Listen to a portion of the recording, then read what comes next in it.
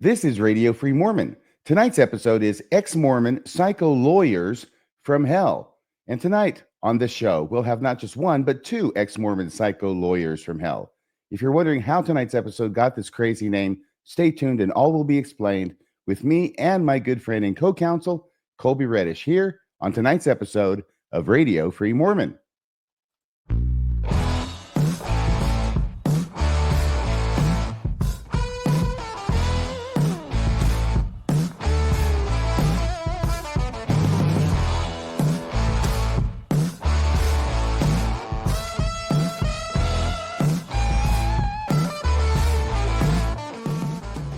Testing 1 2 3. Testing 1 2 3. This is Radio Free Mormon on the air, broadcasting behind enemy lines. Tonight's episode, as I said before, is Ex-Mormon Psycho Lawyers from Hell. It is Radio Free Mormon, episode 390. Today's date is March 29th, 2025. And as I promised you, here is my esteemed co-counsel, Kolby Reddish. How are you this morning? Feeling very psychopathic this morning, RFM. How are you? Are you? Oh, that's such a wonderful thing to feel on a Saturday morning. It's a great way to start out the weekend. So, psycho lawyers from hell. What is all this about? Well, I think if you'll go to the first slide, I think I can break it down pretty easily. Just the thumbnail. By the way, how are you doing? Because I know it's not April yet. It's almost April. But you've been making regular appearances here and in other places after swearing that you couldn't be on anybody's show until April because of other commitments. Yeah, it turns out I was raised in a religion and community that didn't teach me how to say no very easily. Boundaries.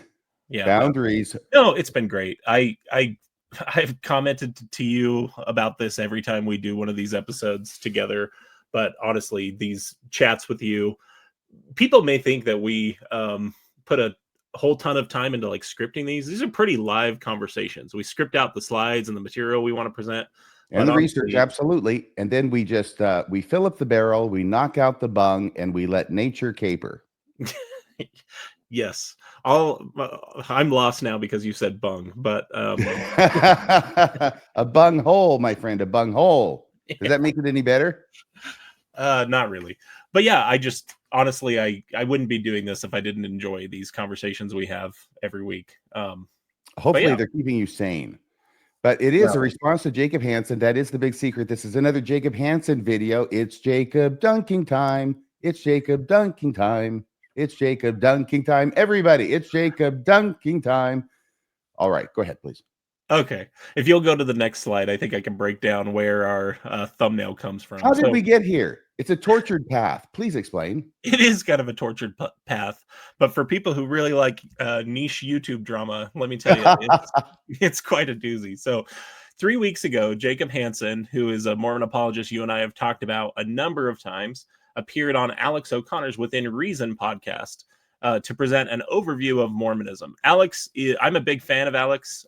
He used to go by the moniker Cosmic Skeptic, and now he just kind of has used his normal name. He's had a lot of really interesting conversations. He's an atheist agnostic gentleman, I think, that's getting an education in Oxford, and is just really, really sharp. I think he really presents a pretty compelling case for non-resistant non-belief. That's kind of like his big argument. So a week from that. So by the way, I have to get in a certain observation here. Now that's the slide on the left, right? Yes. The thumbnail on the left was when Jacob Hansen was on Alex O'Connor's channel to represent Mormonism, to tell him all about Mormonism and how great it is. I have noticed before that there's a bit of a strange look to Jacob in this thumbnail, and I just realized what it is. He just has his filter turned on. You know, you got that filter you can go to in the video section and turn on a filter to smooth out the lines in your skin. You can go like to filter 1, 2, 3, 4. I think he's on a 5. I like how you, yes, I like how you're asking me if I know where those buttons are, and people looking at the screen, especially if they're on a big screen, are definitely thinking, no, he absolutely does not know where the filter is to smooth out the wrinkles on. I used it. I've used it before. But it makes me kind of look like a mannequin. Yeah. I'm just saying. Yeah. So a week after that video, Uh-oh. Did you lose me for a second? Just for a second, the briefest of seconds, but it was an important second. Okay. Well, let me just start that over then. So Jacob does this response, or does this presentation with Alex about 3 weeks ago.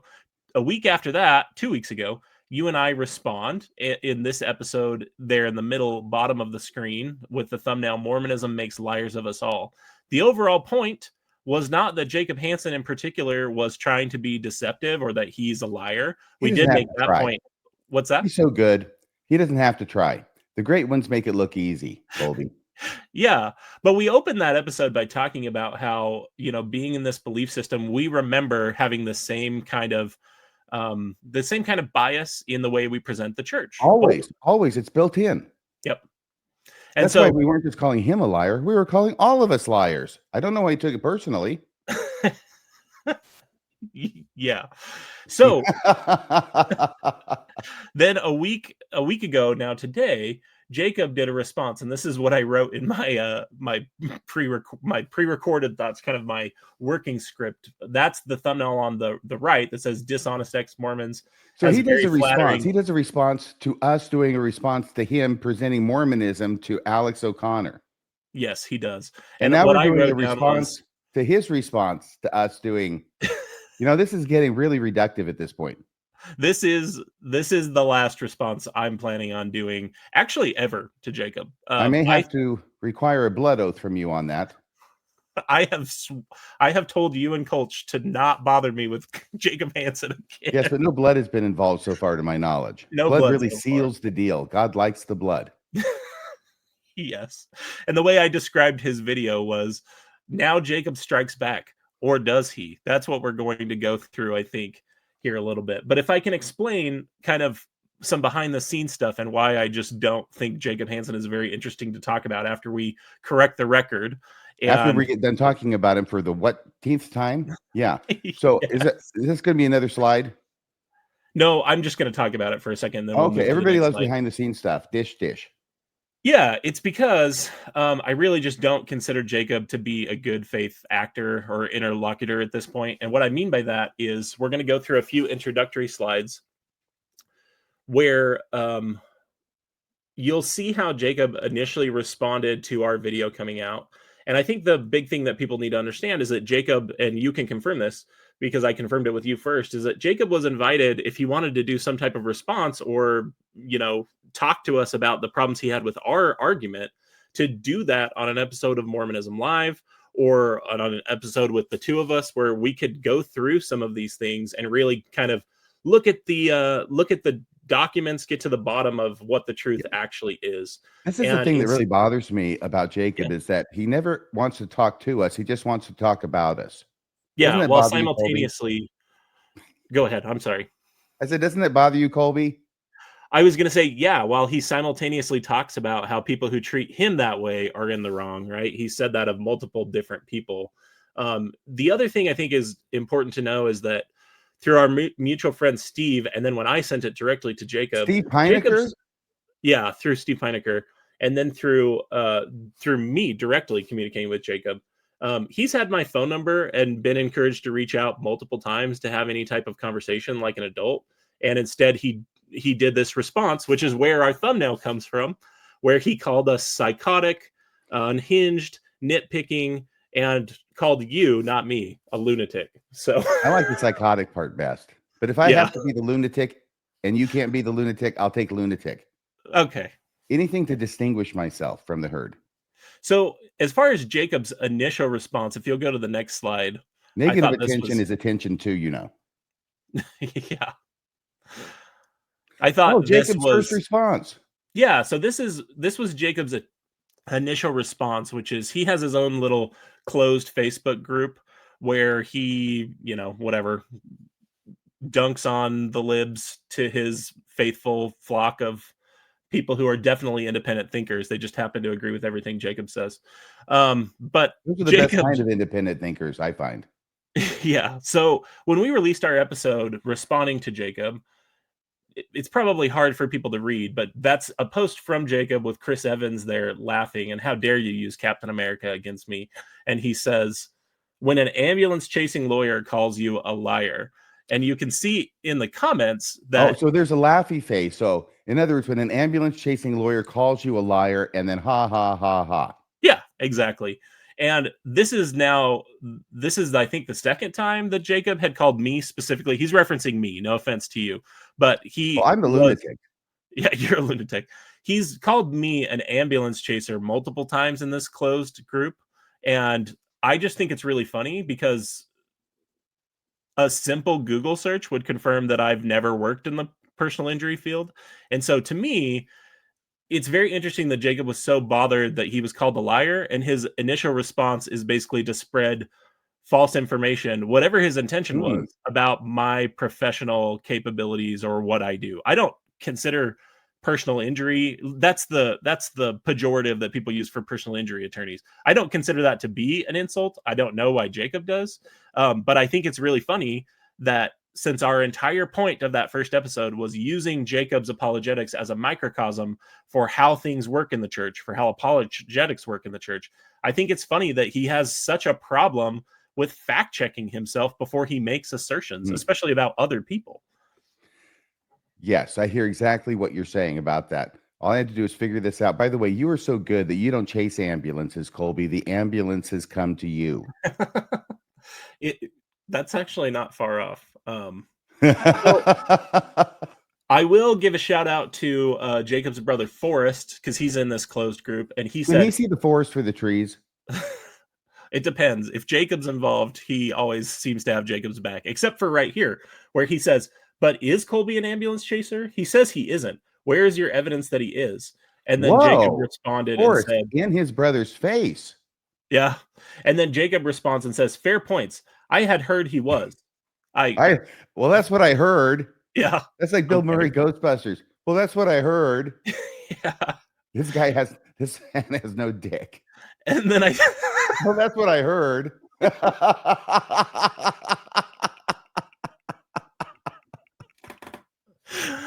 Oh, Jesus. I'm sorry, you were Okay. reading something. I was reading something. So Jacob responds and says, fair point. I had heard he was. All the same, you have not dealt with attorneys as much as I have. Let me tell you right now. This is interesting, by the way. When I read this, I thought, wow, Jacob, nice self-reveal here. Yeah. I wonder what's been going on in your life. Yeah, I know. I thought the exact same thing.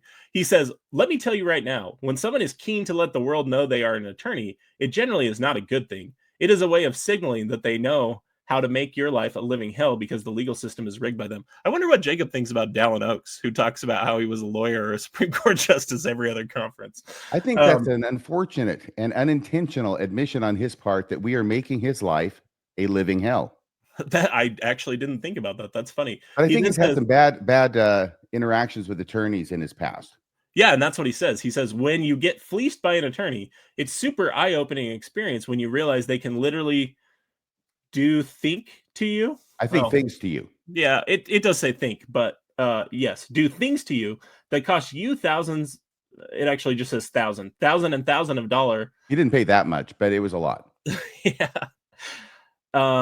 And take your time, which costs them nothing but some time. I'm reading it the way it's written. I promise. I know. I had the same problems. And they will do it to get you to pay to settle to avoid it. You have just never experienced what they can do. And these kinds of horrible people know they can do. So it's funny when the lawyers take Jacob's time, that's a bad thing. But when Jacob takes the lawyer's time, man, who cares? Yeah. And so the big thing I wanted to point out here, and that's why I kind of gave that background on the last slide, was if Jacob cared at all about accurately representing what I do, he had my number. We have exchanged messages in the past. And so I'm using this as a microcosm to say, why in the world would anyone listen to someone who's so willing to make definitive statements when he has no idea what he's talking about? Is that too critical or is that fair? Well, it's certainly fair. It's fair. I mean, for Jacob, when you're dealing with Jacob, that may be too much for him to handle. Baby steps down the street. Well, and that's why I'm swearing off of Jacob in the future. Only lines from Bill Murray movies tonight. Yeah. It just becomes uninteresting when someone just is willing to say whatever, regardless of whether they've done any research into it. Yeah, and this is the thing about Jacob, is that he's kind of he's a loose goose. And the way that I was justifying, I came up with this brilliant idea to justify this episode. We'd already decided we were going to do it, but I needed a justification now. And that is this, is that we went over in our last episode together how it was that he used all of these strange tactics to give false impressions about Mormonism when he's talking to Alex O'Connor, right? Mhm. So it will better portray Jacob's argument. He leaves stuff out. He slants things. He brings up one thing and not another. It's all very, very calculated. And we all know this, having been Mormons, and how we do this. And that's how I knew Jacob was going to do this even before I even saw him do it. Right. And then he did it better than I could have even expected him to do. So we all know that. But what the hook is here is that when he went on his show then to make fun of us catching him in all of his deceptions to Alex O'Connor, Jacob commits the same fallacies and the same logical problems and the same deceptions in presenting our estimation of his show as he did to Alex Connor in misrepresenting Mormonism in the first place. So there's your hook. There's your justification for this show. Yeah. Yeah, exactly.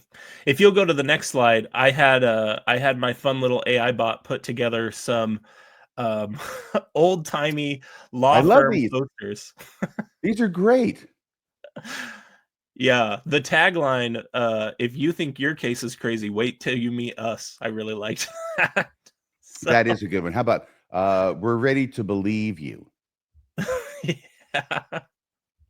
Wait So till those you were meet fun. us. I love this. This is great. So AI did this? Yep. Okay. Well, that's us. I like the one in the upper left because it's got color and it looks especially crazy. Yeah. I like the Lovecraftian look of the old-timey one on the right.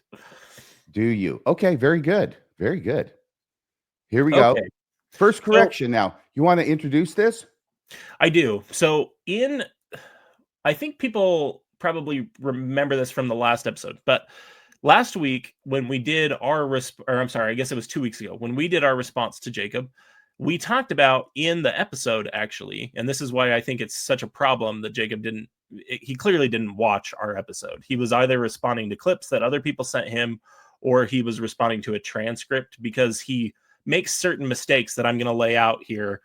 I think there's 3 of them that are just blatantly incorrect about the facts. And they're And things that you would think that you would be able to recognize if you had watched, especially if you'd watched. exactly. Because Exactly. you look a little like Nemo, but you have a different kind of accent, I've noticed. Nemo is far more charming than me. That's for sure. Less psychopathic also. Okay, so now do you want this Yeah, thing to so play? in this first video, Jacob is going to talk about where he thinks this list of items came from. And so I think it's important that people understand Nemo and RFM had both asked me to do episodes about Jacob's video with Alex. Right. RFM took the lead on doing the slides for our show that week, or the show that we did that week. Sometimes I did because I do. actually watched the damn thing. I've got this strange compulsion inside of me. Where it comes from, I don't know. That if I'm going to critique something, especially publicly on a podcast, I feel like I should watch it first. Yeah, I watched it. I listened to it twice. So the idea that Jacob can't even be bothered to listen to us before he responds, I think, is what we're trying to highlight here. Right now, what he presumes is this. Okay, what ends up happening is that you come on my show, we got 24 slides. You go on Nemo's show, he's got 27 slides or 27 points that he wants to bring up about Jacob's performance, Right.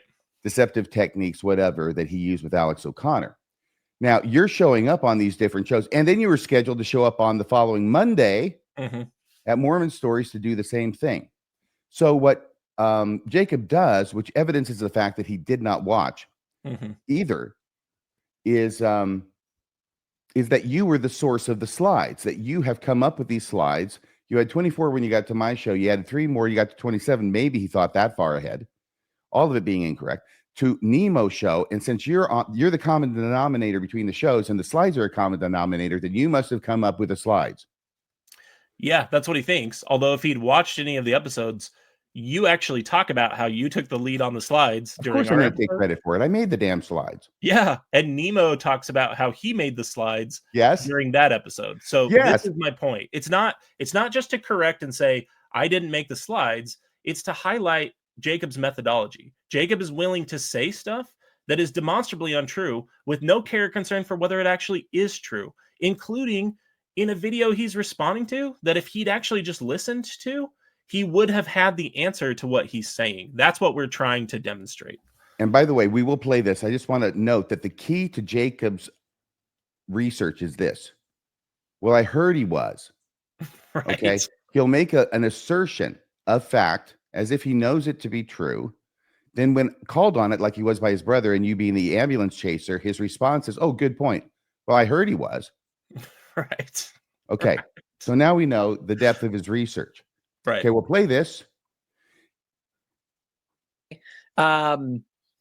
Mormonism makes liars of us all. And Jacob is a liar. He goes on this whole rant during this thing about how he's not cutting me any slack anymore. I'm just being a liar. Now, I want to go through on here the 27. So here's what's funny. So Kolby Reddish puts together this 27 factually incorrect statements made by Jacob that he's going to go, and he went to multiple podcasts with this. First, he went, I think, to Kolch's podcast. Then he went to Nemo. Then he went to RFM. And so he was going to all these different podcasts, like touting these 27 factually incorrect statements. Yeah, that's the point in your opening argument where you realize that what you've done is you focused all your attention on the facts later on in the case, and you haven't done any research on the facts that you need to tell the story to lead up to it. So you just pull it out of your ass and pretend that you know what you're talking about. Right. Right. And so I wanted to show from Nemo's actual video that if Jacob had actually watched it, it would have been clear who made that list of 27. And again, even if it wasn't, Jacob and I have directly exchanged messages before, and he has my freaking phone number. Now, I've got to ask you something. I've got some blank slides that say from the Nemo video. Was there supposed to be something on the slides? Sorry, I commented this in our email back and forth. For some reason, live videos, Nemo's video was live. The link is in the comments of the slide. And I couldn't even see the comments, for crying out loud. I tell you what, here's what I'm going to do, okay? I'll just pull it up separately. But I have the timestamps. Great. That's going to be invaluable. I'll probably edit a little bit out of here because I don't know if everybody wants to follow along with this. Fascinating though it might be. That's totally fine. Nemo. So here we are. I'm at the 12:00 mark, but we'll play it through to 12:06 to 13:06. Did you say? Yep, that's right. Gospel and started reading the 1838 account of the first vision. And Alex goes, it's important to say that that's the 1838 account, and there was other accounts. You know, that's quite important stuff that Alex has got a grip on quite quickly. But nevertheless, I think there's a responsibility on Jacob there. What are your thoughts, Kolby? Yeah, and I struggle with how many of the list of 27 you've come up with were intentional or were simply the result of Jacob moving quickly, kind of giving a 2-hour version of Mormonism 101, because that's really what it was. That's again where I come back to the fact that all of the mistakes seem to break one way. They always seem to break in favor of exaggerating the faith-affirming nature of whatever the claim is. And so that's where it does start to get a little bit problematic, like you said. And, even taking Jacob at his own word that he really cares about the accuracy and representing his faith accurately, that's where I think there are quite a few corrections he probably needs to make. And there we are. Your comments about that, Kolby? Yeah, I just played that clip, and I know this is a little in the weeds, but I played that clip to show if Jacob had actually listened, the context of what we're talking about is pretty clear, that Nemo made these slides. Nemo doesn't want me taking credit for his good ideas. That's what he told me when we were exchanging messages back and forth about this. And he's making this claim, if people remember from Jacob's video, that I made this list and shopped it around. You literally hear me in the clip say, I don't know how many of these were intentional deception or the result of just moving quickly or inaccurate, but Jacob said that he cared about accurately representing things, so he would make corrections if he needed to. And even though some of the points on Nemo's list of the 27 were pedantic points, for example, the one that Nemo himself called pedantic, which Jacob also called pedantic with no recognition that Nemo did, was that the Book of Mormon witnesses testimony in the 1830 edition of the Book of Mormon was at the back of the book, not at the beginning of the book. Right. He made a big deal about that, Jacob did, about how ridiculous it was to call that a lie. Yeah. which is funny since Nemo noted it as a little small pedantic correction, which Jacob seemed completely unaware of. Again, going to my theory that he's not actually watching these things. People are either putting clips together for him, or he's responding to a transcript or using AI or something. But can you imagine working for Jacob Hansen? No. And yeah, so the entire point here is I want people to look at the methodology that Jacob's willing to make very definitive claims about matters of fact when he has no idea what he's talking about. Very good. All right. So are we ready for the second clip? We are. Let me see about presenting this one. I've got to shift between a couple of different ones right now. All right. This is one of the things he says was factually incorrect. That people were against slavery like Joseph Smith was. Here's what Kolby responds with. Actually, Joseph Smith's relationship to slavery was more complicated than that. And no, Jacob, just to preempt it, I will not now accept an invitation to publicly debate my claim that Joseph was pro-slavery. I'm not making that claim. I'm saying his relationship to the position on slavery was more complex than the simple declarative that he was against slavery.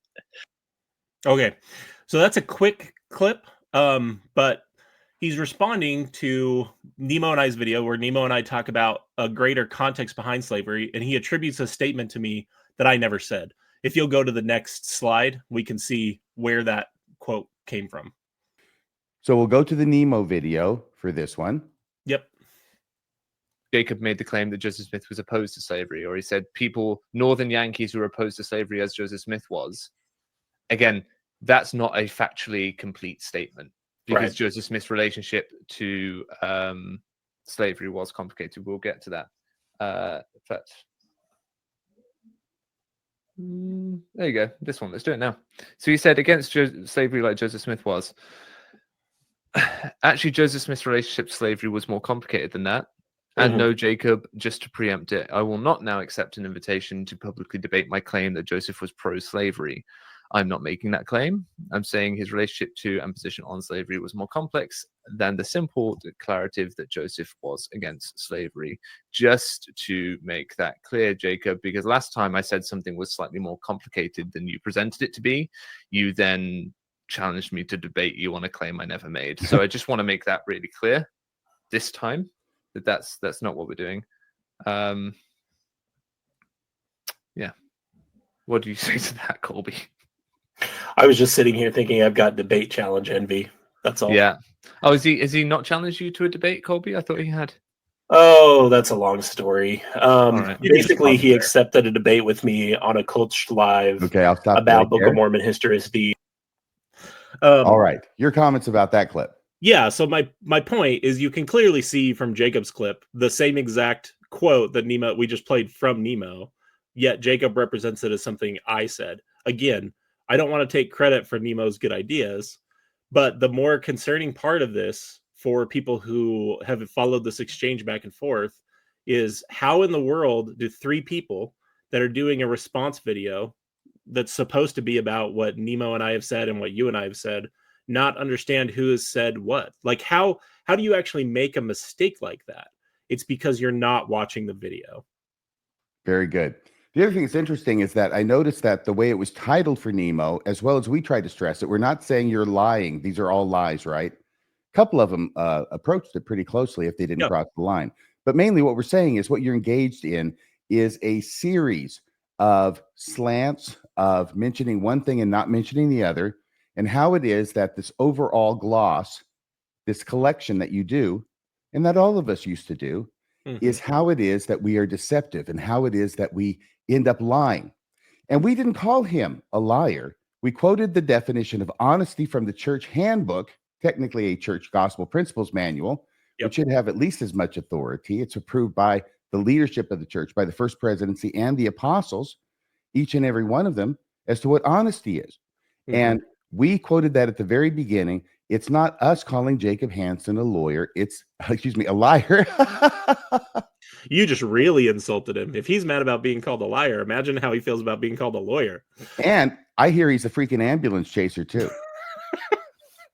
But no, it's not us calling him a liar. It's his own church calling him a liar. Yeah. The only other thing I'd say is there have been episodes that you and I have talked about. We did an episode a month or two ago called How Apologists Lie to You. And we did bring specific receipts where certain apologists, Jacob included, did lie. Yes. And so I want to be real clear about the fact that I'm not denying that we've never called Jacob a liar, but we didn't call him a liar in that episode. If he had actually listened to it, the context of our discussion was a lot more nuanced than that. It was, like you said, using that definition of what the church represents honesty to be and saying, why do all the errors in what you've said break one way? You might want to think about that. Or at the very least, if he cares about accuracy and corrections, like he said he does, then why wouldn't he make corrections? I have one more of these little corrections from the beginning. I have a feeling Jacob isn't a big fan of nuance. No.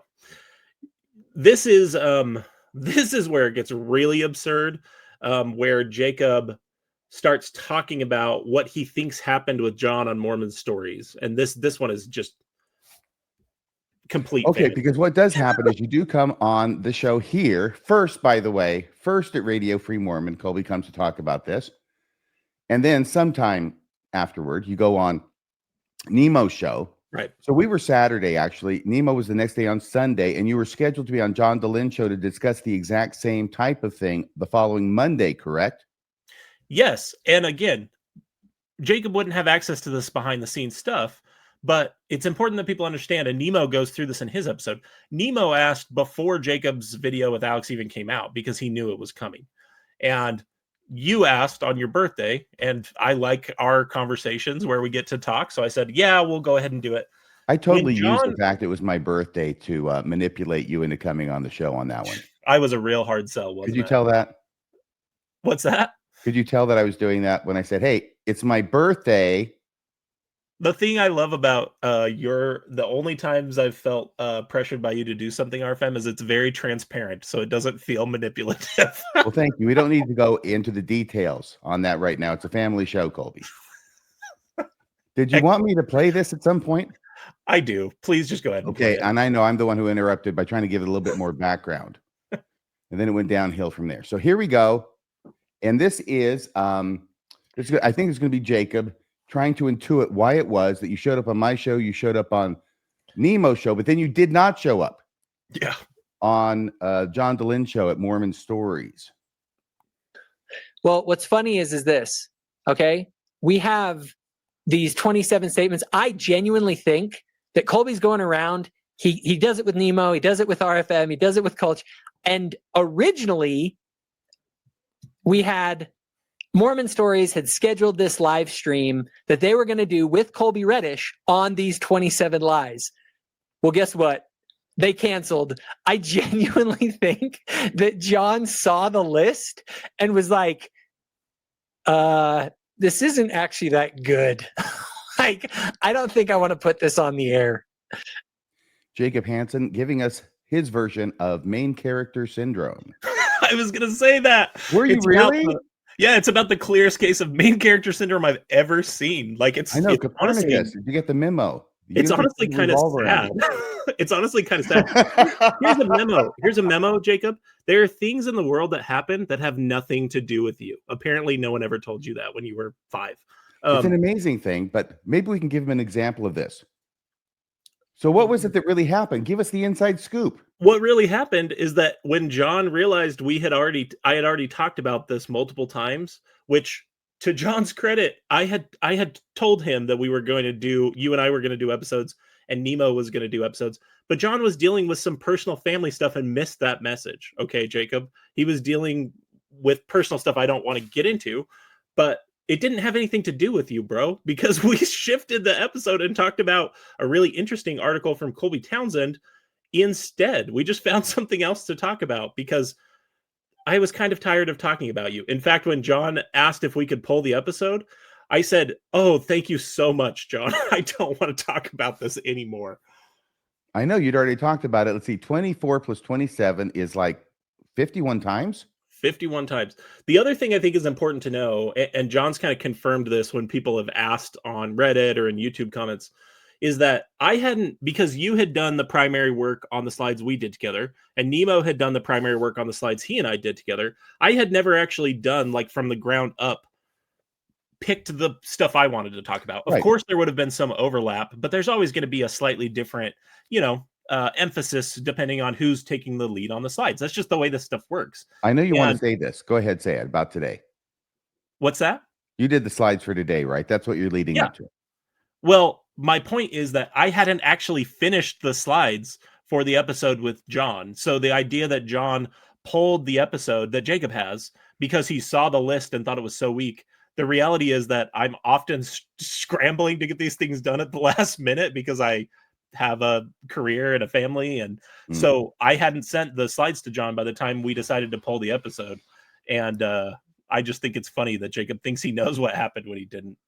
Well, it's a nice story, Kolby, but we know we can't trust you because you're an ambulance chaser. That's true.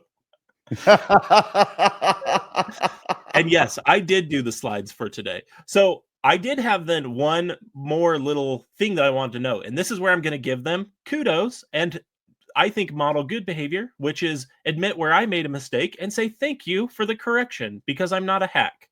So there were two corrections on this point. The first is that Jacob.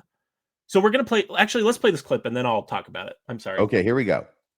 Saying like there are things that are just factually wrong, and I, this is a good way for me to like calm down after that last one. But like, because he's just like straightforwardly wrong. So he says like this is an appeal to consequences. I mean, let's just go along with that for now. Let's say that the moral fruits argument is an appeal to consequences fallacy. So it's a bad inference. And he goes, okay, why is it bad to make an appeal to consequences? And Kolby says, well, because you run the risk of mistaking correlation with cause. Correlation with causation is where it finishes off. I'm sorry, you're muted, RFM. With causation. He says with causation, okay. right? So Confusing. that was one of Jacob's guests for this response video Can he you tell did. who these guests are? Because to me, that from here, they just look like a couple of nerds. Awesome. One of them is named Emerson Green, and the one who was speaking right there was Emerson Green. Apparently, he's an atheist agnostic YouTuber. I looked at his channel. I've never seen it before. He looks like Jacob's boy Sherman. He does look like Jacob's boy Sherman. That's true. Maybe a schoolboy. I don't know. I what love Jacob your does in energy. his private life is none of my business. That's what I say. I love your energy this morning. But my point is that in that clip, Emerson is talking about our first video where we were talking about the argument from consequences and Jacob's sociological data that he was using in his video with Alex. Now, here's my first correction on this. In the clip that we played, I went back and watched it. Jacob does say that he ultimately doesn't think that sociological data means the church is true.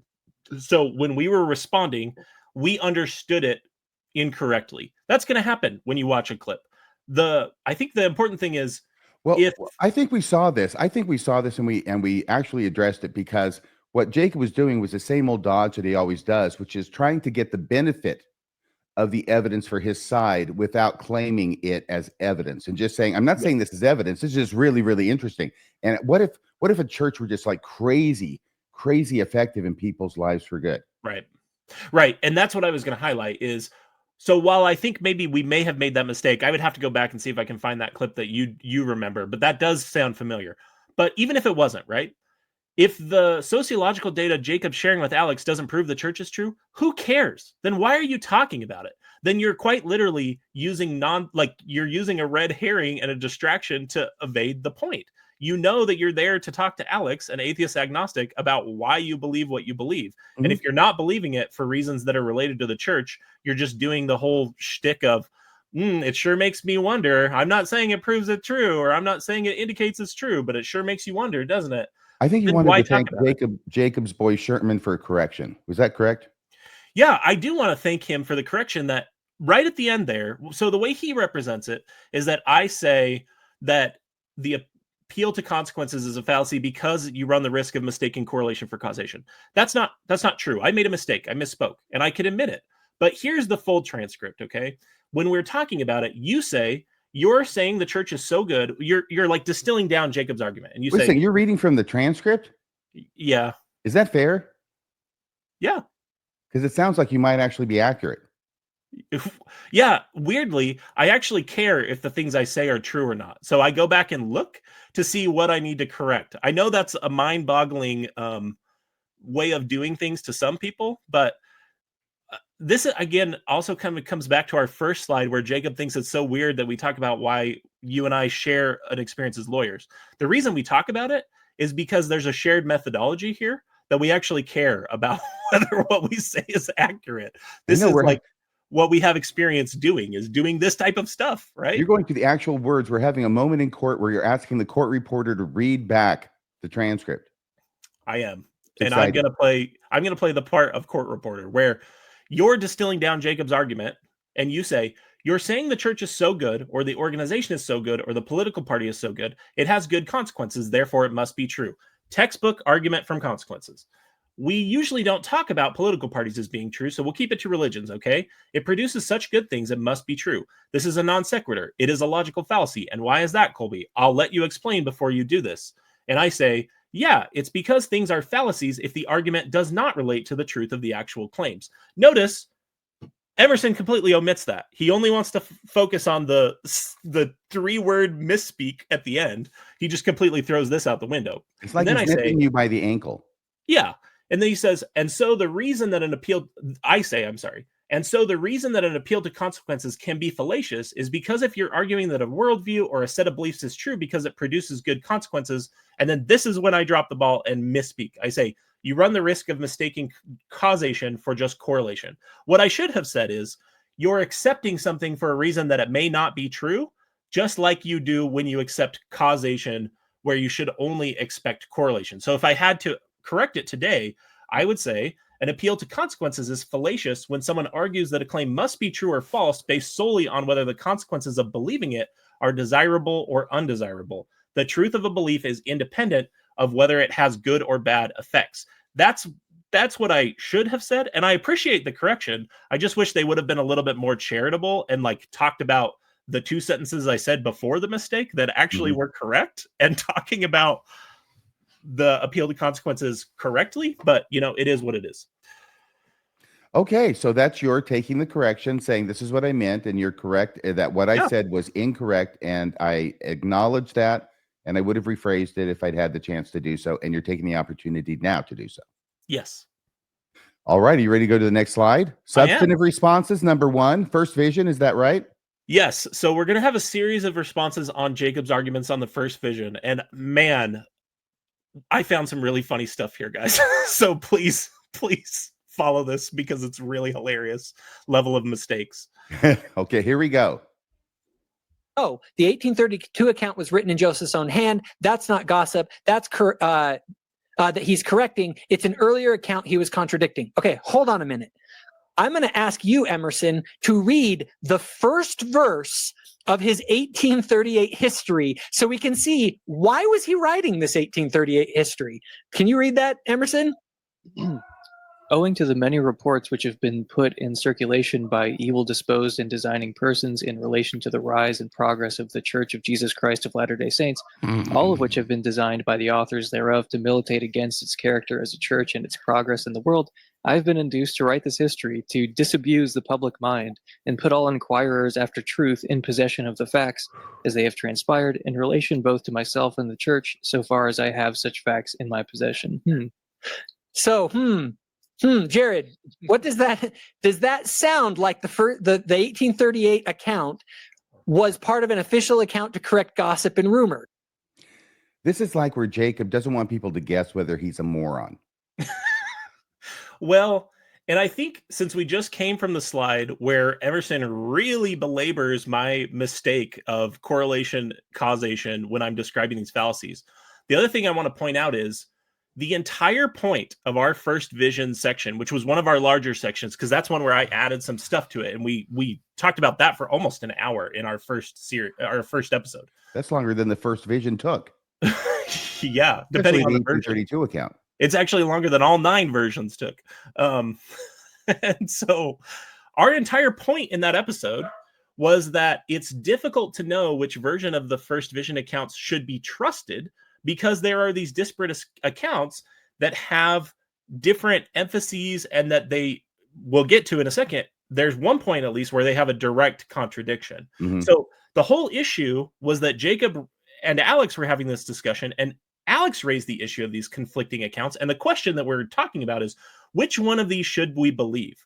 And I just have to highlight, before we even talk about the merits of it, Jacob goes to the 1838 account to solve the problem of which first vision account we should solve.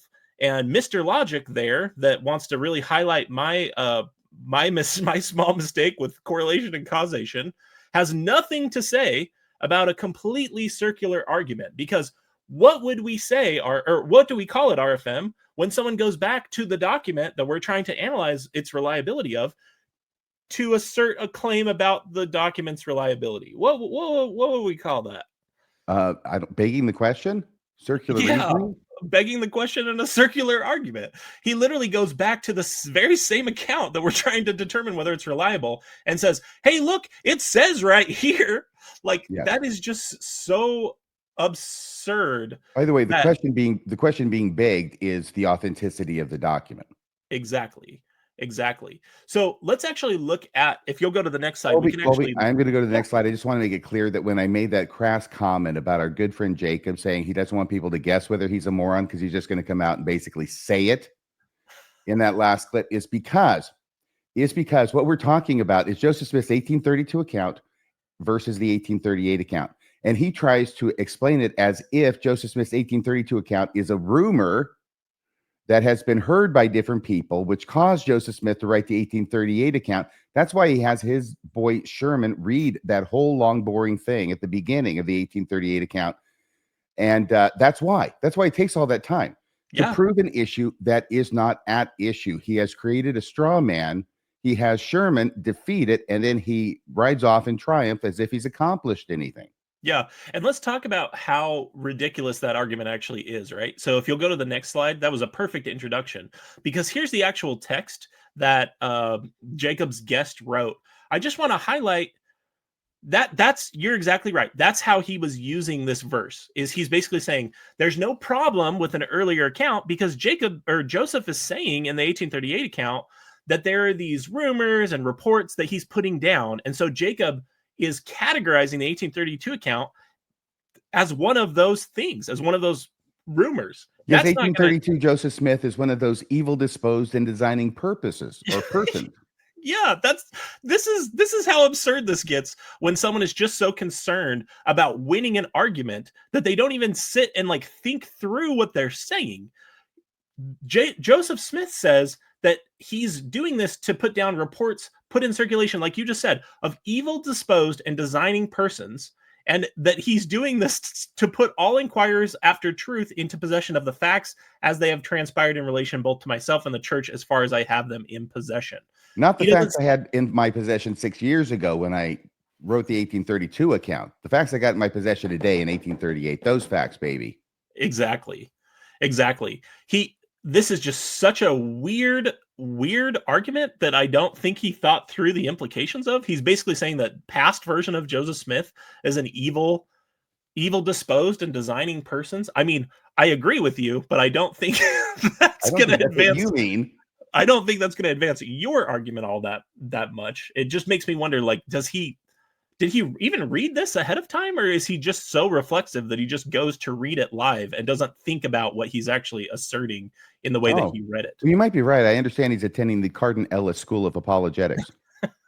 And that means you don't do any research at all. You just shoot from the hip, baby, every time. Don't they fund that school primarily with cruises? I think they do. They do, and also from the More Good Foundation. That's laundering money from the widow's mite. And by that, I don't mean the organization. I mean the tithing of the widow in Parowan is going to support these fellows. Now, here's one more thing I wanted to highlight, because Jacob is trying to preference the 1832 account or 1838 account versus the 1832 account. But one of the things I want to point out is that there is a lot of similarity between that first verse of Joseph Smith history and the 1838 account that it has in common with the 1832 account. So this is the 1832 account.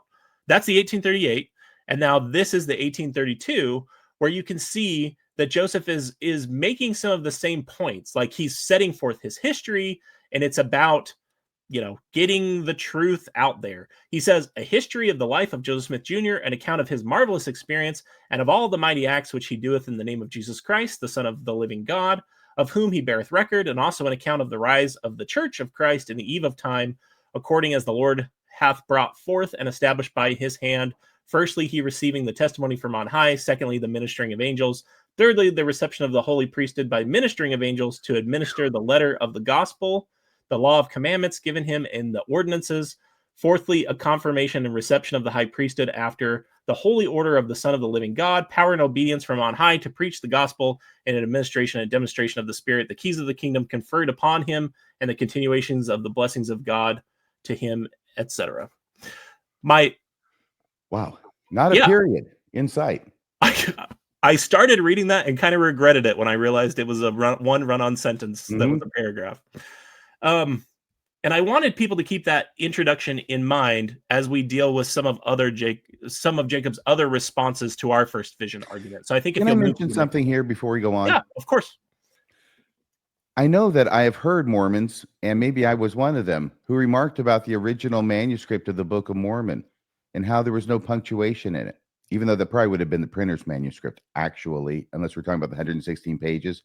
But I think we got to be talking about the Book of Mormon as it is today, which means the printer's manuscript. No punctuation in it. Wow. This must have been given by revelation from God. I stopped there because the printer's manuscript was, of course, copied over from the original manuscript by Oliver Cowdery. So there wasn't revelation going on there. It was strictly copy work. Right. Even so, that story gets handed down. I'm sure many people in the audience have heard that. And yet here we have Joseph Smith in 1832, 3 years later, writing his own history. And I'm not seeing a whole lot of punctuation here. Yeah. The guy did not know how to end a sentence, excuse me. Right, and I'm just saying that the lack of punctuation here shows that the lack of punctuation in the Book of Mormon manuscript is not really that remarkable. It's what we would expect from this author. Right.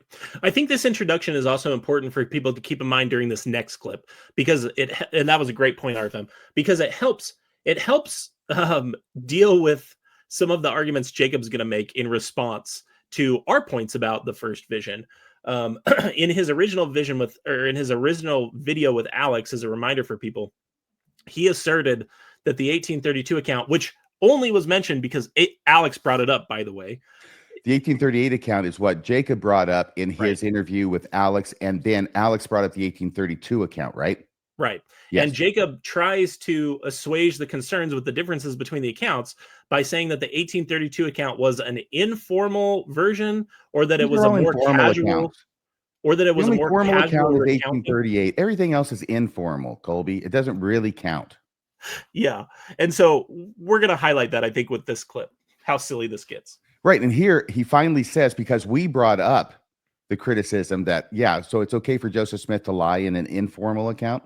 Right. He brings up now he has to go back to plan C, fallback position, which is the reason he called them informal accounts, is because the 1838 account was the only one that got published. Right. Well, other than the 1842 account. Right. So, but anyway, regardless, you see, as you push him, he has fallback positions. He goes back to, they're pre-planned. He knows where he's going to go to, but only go there if he has to, if somebody knows enough to challenge him and put him back there. So we're going to play this clip now. Yep. Let's do it. They're into this about the things the Lord said. But I want to point out something that's very important here. Their claim here is that these accounts can't be reconciled with one another, but they're leaving out part of the story. I want to talk about this for just a second. Okay. Before we get there, I actually thought that was an important clip to get out there. Yeah. When Jacob says their claim is they can't be reconciled, I want to then play what our claim actually was in the next two. There's actually, I think just the next clip highlights that. Because that was not our claim, right? It was not. Okay, so here's our claim. I'll put this on the stage here now with our claim. So this is the claim that he's mischaracterizing. Is that correct? I believe so. Let's see what you think. So this is the actual claim that we made. Pointing to the other, Joseph, this is my beloved son. Hear him. So this vision happens. He's told that he's not to join any of the churches and that he has this special work that he's supposed to do. Now, I'm just going to address the elephant in the room here. Now, go ahead. Well, that's the vision that Joseph recounted in 1838. Correct. Now, Earlier on, he had reported this vision at multiple times, kind of informally. Okay, hang on a second. Hang on a second. Dang, he's not supposed to know about 1832. What you're watching in real time here is an apologist trying to put one over and only talk about the 1838 account of the first vision. But now he knows about the 1832. So, okay, plan B. Now that you know about the 1832 account of the first vision, which I was not going to tell you, and I'm heartily disappointed that you actually know about it, I'm forced to go to plan B and start talking about my dumbass apologetics on the first vision accounts and say that, oh, well, this is the formal account in 1838, and this is an informal account in 1832, as if that means it's okay for Joseph Smith to be lying just because it's an informal account. Right. So that was our claim. Our claim was actually highlighting how Jacob doesn't mention the 1832 account until Alex brings it up. And then when Alex brings it up, he's got these explanations for why it's not a problem that it exists. Just notice how Jacob tries to shift the like we were making the claim that the two are completely contradictory. That was not the claim. And anyone who watches it, I think, knows it. Do you understand it the same way watching it back? Yeah, actually, I was fiddling around with the clips to try and get the next one, and I got hopelessly lost in the clips. Now, I'm not even sure what order they're in. So I wasn't even paying attention to you. You know, it's not easy being Bill Reel. This is why I catch him flat-footed all the time, because he's busy doing the technical stuff. I love it. So what were you saying? You're saying in, what are you saying again? Real quick for me, since the audience is paying attention to you, presumably. No, I think it's a very clear example of where our position is being strawmanned, where Jacob is saying their point is these vision accounts can't be reconciled. I think actually our original point was, notice how Jacob only brings up the 1838 account, and when Alex brings up the 1832 account, that's the only reason it gets talked about. That was our original. I thought it was very simple. I thought it was quite obvious too. Yeah, me too. Yeah, we're not saying we're not saying that you're out there, I don't know, saying horrible things. All we're saying is that you're slanting the whole story like a missionary would in order to reel somebody in by only telling the good stuff about the history and avoiding the bad stuff about the history, hoping they don't know the bad stuff about the history. And if they do, then you go to your plan B apologetics. It's what we do as apologists. It's what I did as an apologist. And it's a perfect way to put it too, RFM, because at one point right before that clip you just played from Jacob says something like, he's accusing us of being crazy and conspiratorial, right? And he says something like, it was a conspiracy, guys. I was trying to hide everything. Or maybe I was just teaching it the way I was taught on my mission. And like, yeah, Jacob, I completely acknowledge that. That's the point. You're not understanding that it's not about you. It's about the way that the church presents itself. And then through you, without you probably even recognizing it, you are presenting a version of Mormonism that isn't the full picture and doesn't give someone the full information that they need to understand the reality of this history. That was the point. Very good. All right. Well, I'm adding to the stage the next slide that I have. That is the next one. Perfect. Thank goodness. Okay. Well, this was fortunate. So this is substantive response. First vision, it says 2.5. What does that mean? It means that I had already done substantive response number 3, and you just didn't want to renumber things. Yeah, I think also because it was related so much to number 2 that I felt like it was a 2.5. That's a justification. I feel like this is what a lazy learner would do, Kolby. But anyway, it's 2.5 on the slide. We'll have to go with it. What's this about? I think this is a continuation from Jacob's point on the last one that we're correcting. Okay, we'll see.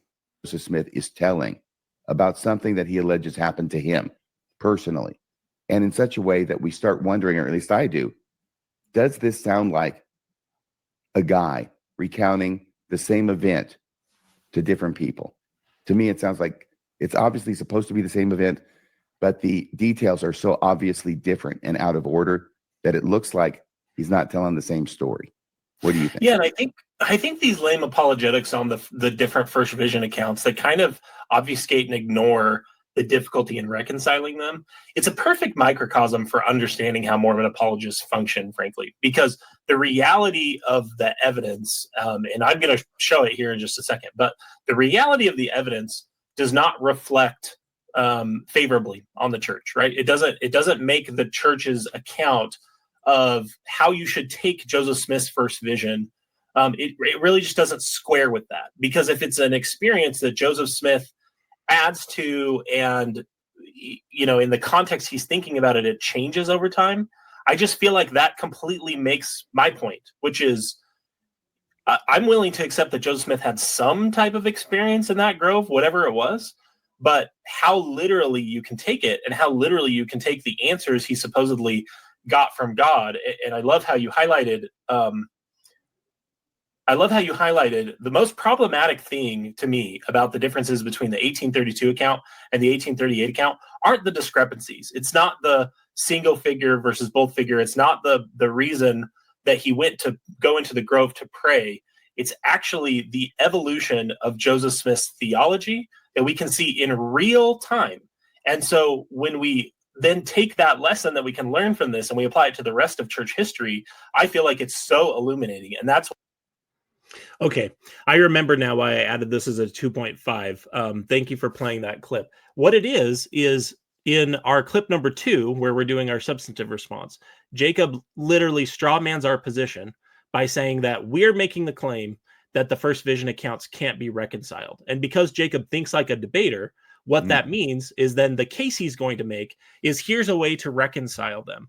If people actually listen to the last few minutes where we play what we actually said, what we're saying is a lot more nuanced and a lot more, I think, a much more interesting point than the point that Jacob thinks we're making. It's that if you're presenting this overall narrative of how the first vision fits into the church's creation, that's what he was doing with Alex. Alex's question about why is there a different account, the point of the question is which account can be trusted. And what Jacob's talking about, finding some way that he can possibly reconcile them, and we'll talk about how reasonable that is in a second, it doesn't actually go to any of the concerns that we addressed. And so I wanted to play that so that people can see how obvious that straw man was. Yes, I think that Jacob needs to use his imagination, and he'll come up with a great apologetic that I just came up with, that in the 1832 account of the first vision, there's actually a longer scroll. And all the details about Heavenly Father being there with Jesus Christ as a separate being, they were written down, but they were on the longer scroll that got lost. So that's how it can be reconciled very easily with the 1838 account. That's right. You just add a little ad hoc reasoning and you can get anywhere you want. It really is amazing. There is nothing, given human creativity and a desire and a need to arrive at a desired conclusion, then you can do anything. You can do anything. You can make an angel of God into a salamander, or vice versa. A salamander into an angel of God. It almost sounds like that should be added to the book of scripture by RFM. I can do anything through the motivated reasoning, which gives me strength. That's what Very good. Yes, I like it. Philippians 4:13, I think. That's right. So are we going to play something again now? Yeah, I have one more correction on the first vision. And what it is that rather than just admit that Jacob's representation of the 1832 account, that it was an informal or casual recounting, which he completely just forgets that he made that claim when he was talking to Alex, he's going to basically explain why what he said isn't a problem in this next clip. And I think this is one of the silliest arguments Jacob makes throughout the entire episode, and we'll talk about why slightly after. But I just tries to get around, because I did watch the clips that you made for this episode. Did he get around to trying to harmonize those two accounts? Because of course, the main thing is, as you and I both agree, the necessary contradiction between the two is that in 1832, Joseph Smith says that he learned through his own study and his own research that all Christian sects were in apostasy, right, and that God's true church was not on the earth. Therefore, he went to the grove to pray for forgiveness of his sins. Right. And Jesus appears, Son's heavenly Father, apparently, and gives him forgiveness of his sins. And that's the story. In the 1838 account, now 6 years later, Joseph Smith is writing the same account, but in a markedly different way, where he goes around and he studies and he listens and he tries to learn as much as he can about religion from different denominations, different pastors, reading the Bible, et cetera, et cetera, et cetera. And he has no idea. He has no idea that God's church is not on the earth at this point before he goes to the Grove. In fact, that is the reason he gives in the 1838 account for why he goes to the Grove to pray. It's not for forgiveness of sins now. It is to find out which of all the churches is true. In fact, in that account, when Jesus shows up with God, God shows up, introduces Jesus, and Jesus is now talking with Joseph Smith, and Joseph Smith says, I got a hold of myself such that I asked him which of all the churches was true, because it had never entered into my heart that all of them were wrong. Right. And that's the big revelation that Jesus gives to Joseph. That's the big message in the 1838 account. Right. Is he asks which of all the churches is true, because I never thought that, that they were all wrong. And Jesus says, hey, they're all wrong. They have a form of godliness. They deny the power thereof, all those kinds of things. Right.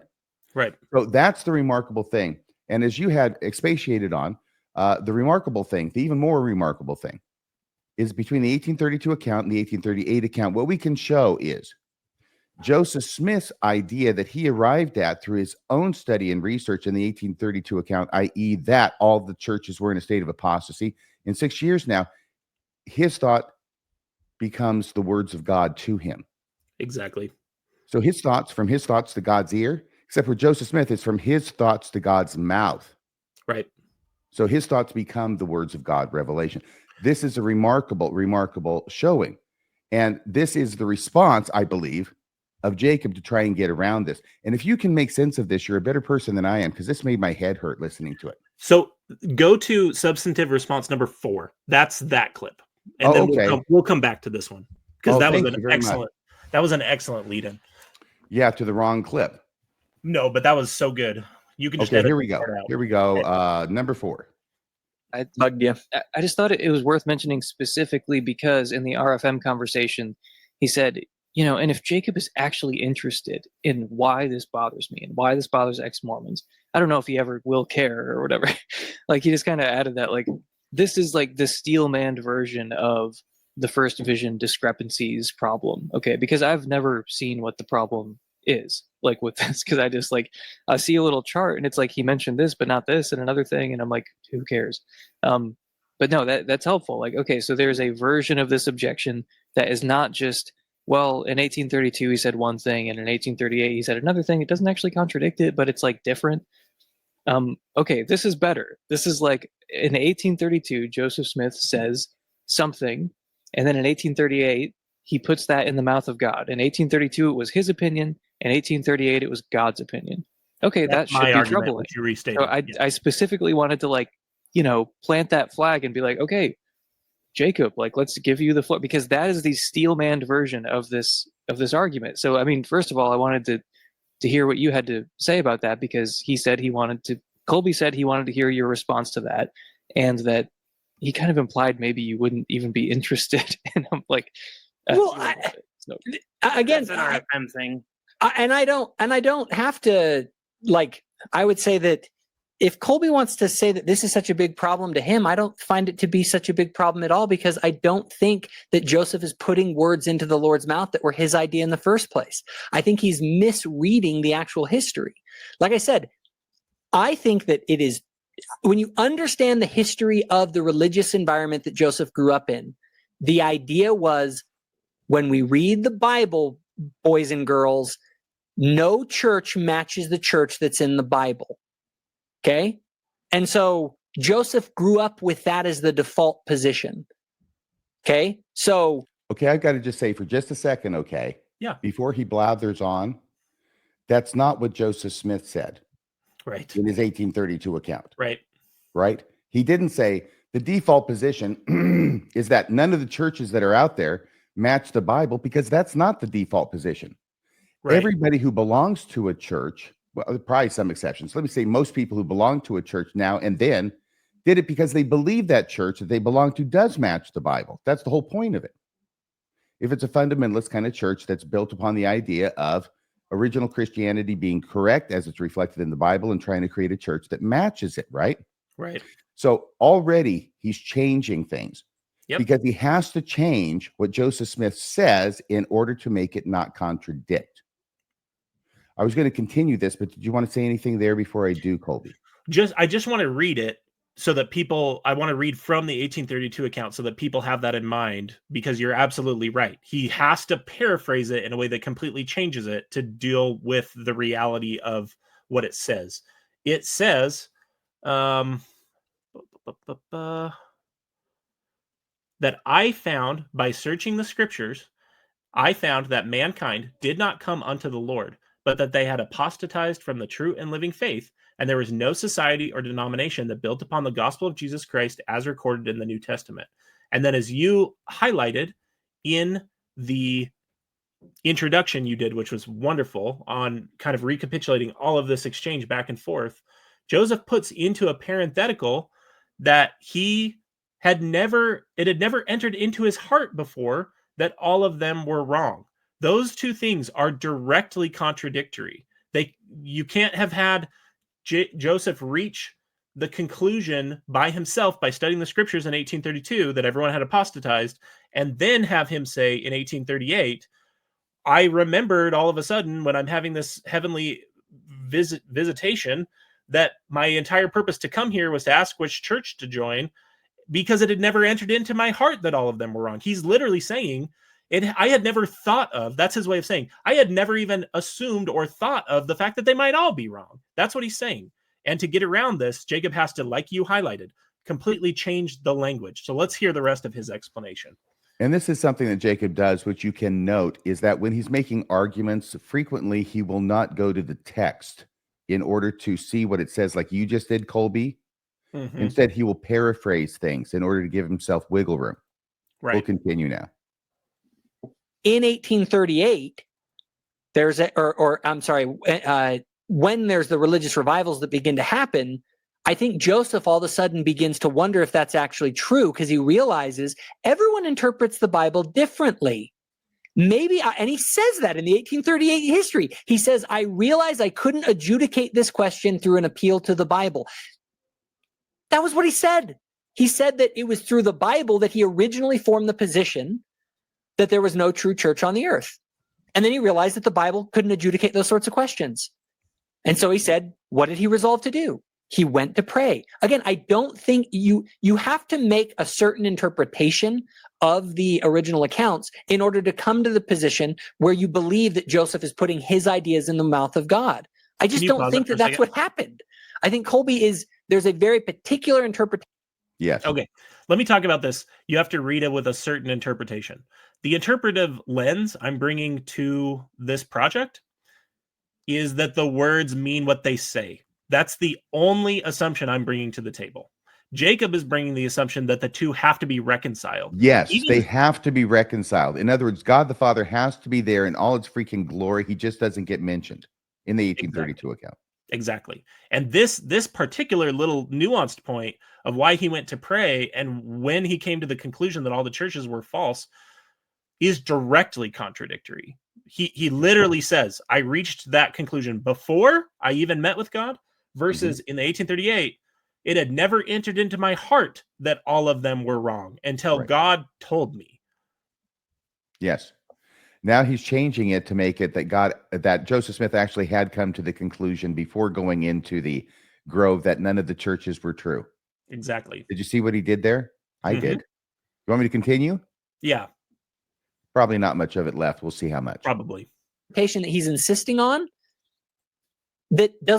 the text does not, as I like to use this phrase, the text does not necessitate that interpretation. Okay, so here's the thing. I know you like to use the phrase, but here's the reality, okay? Any text that you want to get around with using apologetics, you can get around with using apologetics. There is no such thing as a text that necessitates a certain interpretation. If you can go around that obvious and critical and essential contradiction between the 1832 and 1838 accounts of the first vision, then a text doesn't mean anything to you, and it can't mean anything to you. There is no necessary interpretation of any text for you, Jacob. That's a sign of your desperation. Mm-hmm. Yeah. Yep, I think you just summed it up very well. I think the thing oftentimes apologists forget too is Jacob is presenting it like we need this argument to be right to not associate with the church, right? That we need this criticism to land to not associate with the church. Here's the problem. There's about 100 other reasons not to believe in the church that are stronger for me than this particular one. This just came up because of the way that Jacob presented it to Alex in a way that feeling like I share some association with Alex and wanting to follow the truth and actually know what the truth is. That I guess that's where I'm coming from, is I want to really understand, like, why should we preference one of these accounts over the other? And I just don't think Jacob offered even something that approaches a convincing argument. He's basically just asserting, without explaining how the two fit together, that they can fit together. And the only way he made that work is by paraphrasing them to kind of highlight how directly contradictory they were. It's just.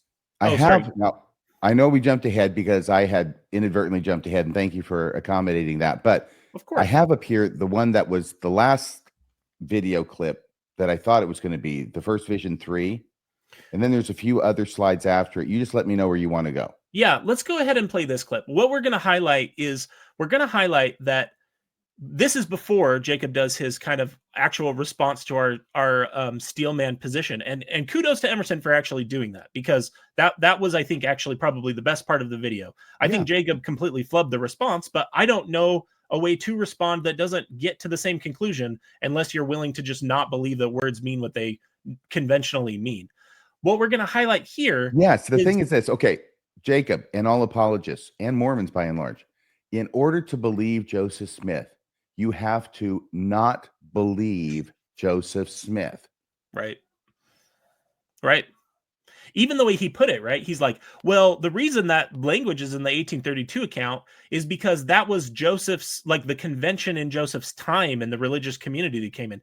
He's literally calling the 1832 account a lie then, because Joseph doesn't say anything about that. Joseph says, I reached this conclusion by study of the scriptures. Mm-hmm. I came to this conclusion. That's what they have to do to try and make these fit together, is they have to ignore parts of them.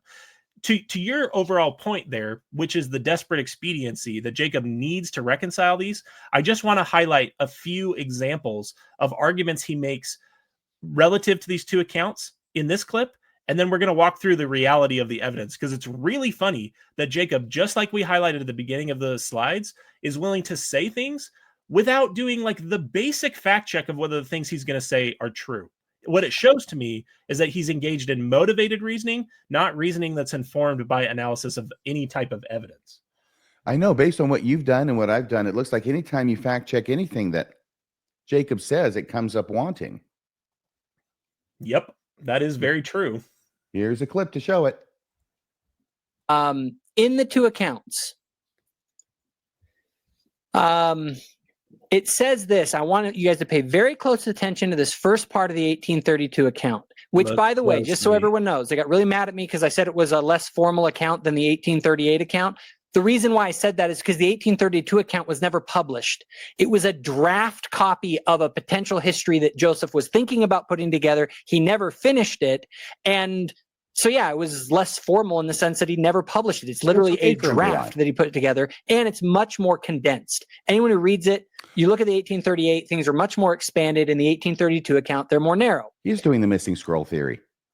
He is doing the missing scroll theory. It's like a missing scroll / expansion theory argument. Yeah, it is. I think it's really funny that, especially the guests, since they harped on, that one mistake we admitted that they were right about. I just think it's funny that they kind of bobblehead while Jacob says a bunch of this stuff without any concern for whether it's actually true. So let me ask this question. So Jacob's first explanation was, this was a draft, and because of that, I wasn't wrong when I called it informal. We'll just set aside for a second that Jacob also said it was a casual recounting. I have no idea how he'd defend that original claim, but let's just focus on the one he said. Well, it wasn't published. It was never informal because it wasn't published, and it was a draft. So you have a lot of experience. By the way, the Declaration of Independence is also not formal. It's an informal document because it was never published. And that's kind of the point I'm going to make over these next couple slides, is that in our first episode, one of my concluding thoughts was I want people to look at how Jacob shifts his criterion of how he decides which history to believe and which arguments to believe based on convenience, that it shifts all of the time. Here's the reality with the first vision accounts. There is not a single like legitimate historical criterion you can pick to pick the 1838 account over the 1832 or any of the other accounts. You just have to invent reasons Right, that don't because mean anything. naturally, with the normal historical methodology, 1832 account should be given primacy. It's the earliest known version. It's in Joseph Smith's own handwriting. We Right. don't have to deal with somebody else hearing it from him and then writing it down. Right. And when he says that it was a draft and so it was unfinished and so it was informal, I think before I talk about what's on the slide, what I wanted to highlight is you and I, as lawyers, have experienced drafting legal documents. When you're drafting important language, do you know while you're drafting it that you're not going to finish it and that somehow changes your intent while you're recording it? Like because the extent of what Oh, Jacob's saying is Yes, basically it was never finished. yeah, like, oh, well, who knows? That wasn't really what Joseph meant because it was just a draft. Well, first, the version of the first vision account in the 1832 account is finished. Like, it's a complete account.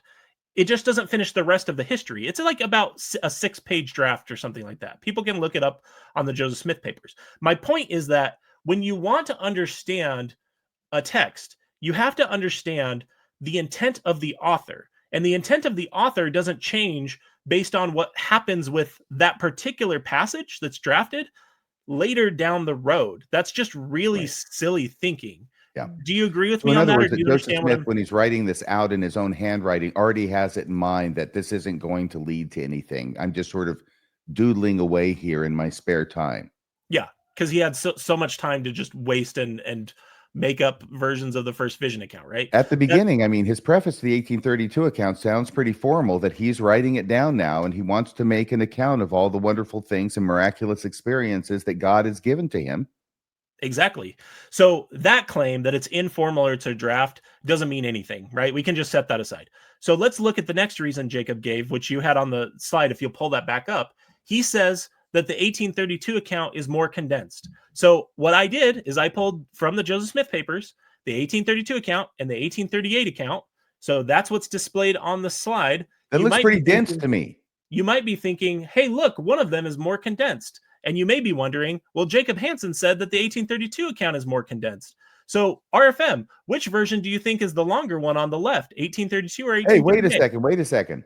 The one on the left is a different version. That's not all the 1832 account. That's what I had been thinking. I had to shrink them down to 75% size, which I 'cause did. I can't read them. You can't read them. You can't. But I started them both at the point where Joseph decides to search the scriptures and go pray. So I started them where the first vision account starts. What's on the left is the 1832 account. What's on the No right way. is the 1838 account. I Are did you an kidding actual me? Really? Yeah. And I did an actual word count of the first vision portion of these Well, the histories. 1832 account of the first vision actually looks longer than the 1838 account. It's almost 200 words longer when we're talking about so the one is 740 words and the other is about 570 words. So almost 200 words longer when we're dealing with less than 1,000 words is quite a significant difference percentage wise. It's like almost 20%. Yeah. That's a great slide. I didn't even know what it was. Yeah. My point is just, again, Jacob is so willing while he's engaging with this to say this was a more compact account. It's not a more compact account. If you actually go look, the 1832 account actually has more words dealing with the first vision portion. If he's talking about the general, like the entire history, I guess he would be true, but like that's not relevant to the question of which first vision account do you believe. So I think it's entirely proper for me to go look at the first vision portion of these accounts and note that the 1832 account is actually longer, meaning that just like we've caught Jacob in a number of times, he can be 100% completely black and white wrong on the facts, and it doesn't matter. I guarantee his conclusion will not change. Good point. And neither of his two guests seem to be particularly moved by this discrepancy. Just a stunning level of research from the cadre of them. If Yes, you will Jacob go and the two nerds. nerds. So here's one of the other criterion that Jacob used to preference the 1838 account over the 1832 account is that the 1832 account was a draft and that it wasn't finished. Well, here's the thing. Every church history draft is a draft until it's incorporated into another draft, including the 1838 account, which Jacob wants to preference. Ah. So what I've pulled on the next two slides is the introduction to that 1838 history, where the 1838 account comes from the Joseph Smith papers. It's what's known as Draft 2. And even though it says at the top, history circa June 1839, it does say that it's this drafting of it started in 1838. My point being that every criterion Jacob has used against our argument to get rid of the 1832 account applies equally to the 1838 account. He just isn't aware of it, right? Wow. So Draft 2 would seem to imply that there was a Draft 1. there was a Draft 1 and there was a Draft 3, and those drafts together were incorporated into the later Joseph Smith multi-volume history that the church compiled. So this draft was about 61 pages, is the way it's introduced on the Joseph Smith papers. And it's a draft of the manuscript history that later gets incorporated in. So if Jacob wants to knock the 1832 account for being a draft, this version is also a draft that gets incorporated into a later, like, correlated history. Yeah. I also wanted to read the text of this or parts of the text of this introduction, because the point that we were making, which is Joseph Smith takes the words that he concluded and puts them into the mouth of God, and that he changes things over time depending on the context. So how do we know which to really preference and how reliably we should treat these accounts? The hilarious thing is that as I'm doing this research, because I actually do research, I find that the authors of the Joseph Smith papers, the people who work for the church and who know Joseph Smith's history and these documents better than anybody, agree completely with our argument. At least that's the way I understand it. So I'll read it and then get your take. It says, following Joseph Smith's recitation. So this is from the Joseph Smith Papers Project. You're quoting. Yes, this is from the Joseph Smith Papers Project's introduction or historical note, one of those two. There's a source introduction for every document, and there's a historical note that explains the context. This is probably from the historical note. I don't remember which I pulled it from, but it's one of those two. So it comes right from the Joseph Church Smith historians papers. are saying this. Yes, the church's historians say this. They're introducing people to what this draft means. And they say, following Joseph Smith's recitation of his retrieval of the ancient record, the beginnings of his translations thereof, and the loss of the translation manuscript, James Mulholland, which is one of the scribes for this version, began including the full text of Joseph Smith's revelations, which became a major element of the account. Because this history doesn't just have Joseph Smith history, it also has a bunch of revelations that end up being incorporated into Doctrine and Covenants. Okay. If anybody has read the history, the Joseph Smith history or the history of the church, they know what you're talking about. Exactly. Yes. Yep. You have history, and then you have a revelation. In other words, like we have in the Doctrine and Covenants. Right. And then it'll go on and have some more history and then another revelation. Right. So it continues and says, the revelations were integrated into the history starting with July 1828, and they generally appear in chronological order. Mulholland copied the revelations into the history from the 1835 edition of the Doctrine and Covenants rather than from earlier versions. And I want people to pay particular attention to this sentence. Mm-hmm. Many of Joseph Smith's early revelations underwent significant updating and expansion in order to suit the rapidly changing circumstances after the organization of the Church of Christ in 1830. So the inclusion of the 1835 version of Revelations into a narrative covering events from before 1835 introduced numerous anachronisms. Significant instances of anachronism are identified in the annotation of the text herein. I want to pause there and get your reaction. The amazing thing is I'm glad they say it, but they don't actually come out and say why it is. They say everything except for why it is, right? But the conclusion is inescapable that the only reason it introduces anachronisms using 1835 revelations, the version, instead of the early version of the same revelation, is because they have changed over time such that they not only don't say the same thing in 1835 as they did earlier when these earlier revelations were originally given, but actually contradict it, because it has to contradict it to create an anachronism. Right. And they're talking about numerous anachronisms. So what they're saying is that in order for these anachronisms to be created, if I'm understanding this correctly, and you tell me, is that there have to be numerous places where an earlier revelation gets published in 1835 in the Doctrine and Covenants, but that a number of changes have been made to that earlier revelation, such that they introduce anachronisms when compared with the history. Exactly. And if people are thinking, well, maybe the anachronisms are just terms, like the change in use of terms, this next paragraph deals with that. So I think. And by the way, just to give a clear-cut example, it's very famous. I think it's section 27. Right. Where when it's published in 1833 in the Book of Commandments, there's no mention of Peter, James, and John showing up to confer the Melchizedek priesthood to Joseph Smith and Oliver Cowdery. But in those 2 years between 1833, when the revelation is published, and 1835, when it shows up in the Doctrine and Covenants, the same revelation, now it's been expanded broadly, lots and lots of extra words and verses being added, including identifying Peter, James, and John as coming to Joseph Smith in 1829 to give the Melchizedek priesthood, which then lines up with David Whitmer's recollection that he never heard anything about Peter, James, and John coming to give the Melchizedek priesthood until basically the mid 1830s, way after the fact. And it raised a huge concern for him and was one of the reasons he ended up leaving the church. Right. And I think that's a perfect example. And the text here is going to give another. I'll read the rest of this paragraph and then we can talk about it. The scholars continue and say, additionally, the narrative itself, composed beginning in 1838, necessarily reflects the perspective of Joseph Smith and his collaborators at the time of its production, thus inadvertently introducing terminology and concepts that were not operative a decade earlier in the period the narrative describes. Examples include, among the one you just talked about, examples include using later priesthood nomenclature such as Aaronic and Melchizedek and calling the church Joseph Smith established the Church of Jesus Christ of Latter-day Saints. Excuse me for just a second, editors at the Joseph Smith Papers Project. Okay, I think it's a little bit more than Joseph Smith introducing new priesthood nomenclature such as Aaronic and Melchizedek. He's talking about a completely new way of receiving those priesthoods as well. They know that. But this, I guess, is as far as they can go. And it's pretty far. I want to give them kudos for that. But also note that they're not actually telling you the whole story in a way that a reader who doesn't know the whole story would be able to understand it. Right. And I think this next sentence is probably as close as they get to towing that line that you just suggested. They say, such usage makes it difficult to trace the details of the unfolding of church governance and doctrine in the faith's dynamic early years. Okay. That doctrine is a concerning word.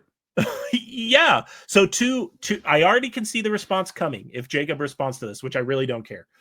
If Jacob does, and he says, well, look, they're talking about just small changes, terminology changes. No, they're not. They literally say right there that there are changes introduced that are anachronistic in the church's unfolding of its governance and doctrine.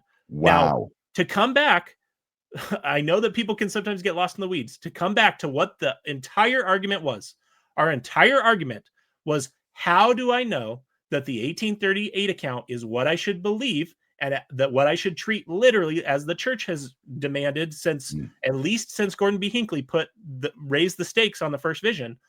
Why should I believe that when the scholars at the Joseph Smith Papers themselves are talking about how Joseph Smith did it, which was exactly what we said, and they agree with us, not Jacob.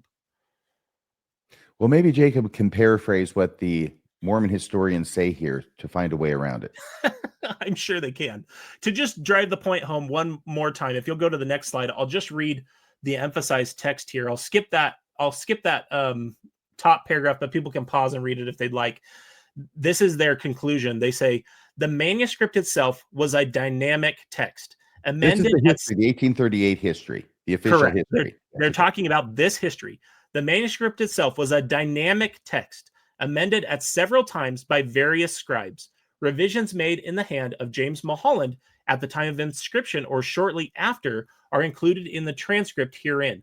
Later changes in the hand of Willard Richards, made beginning in December 1842, are not incorporated into the transcript, although substantial changes are described in notation.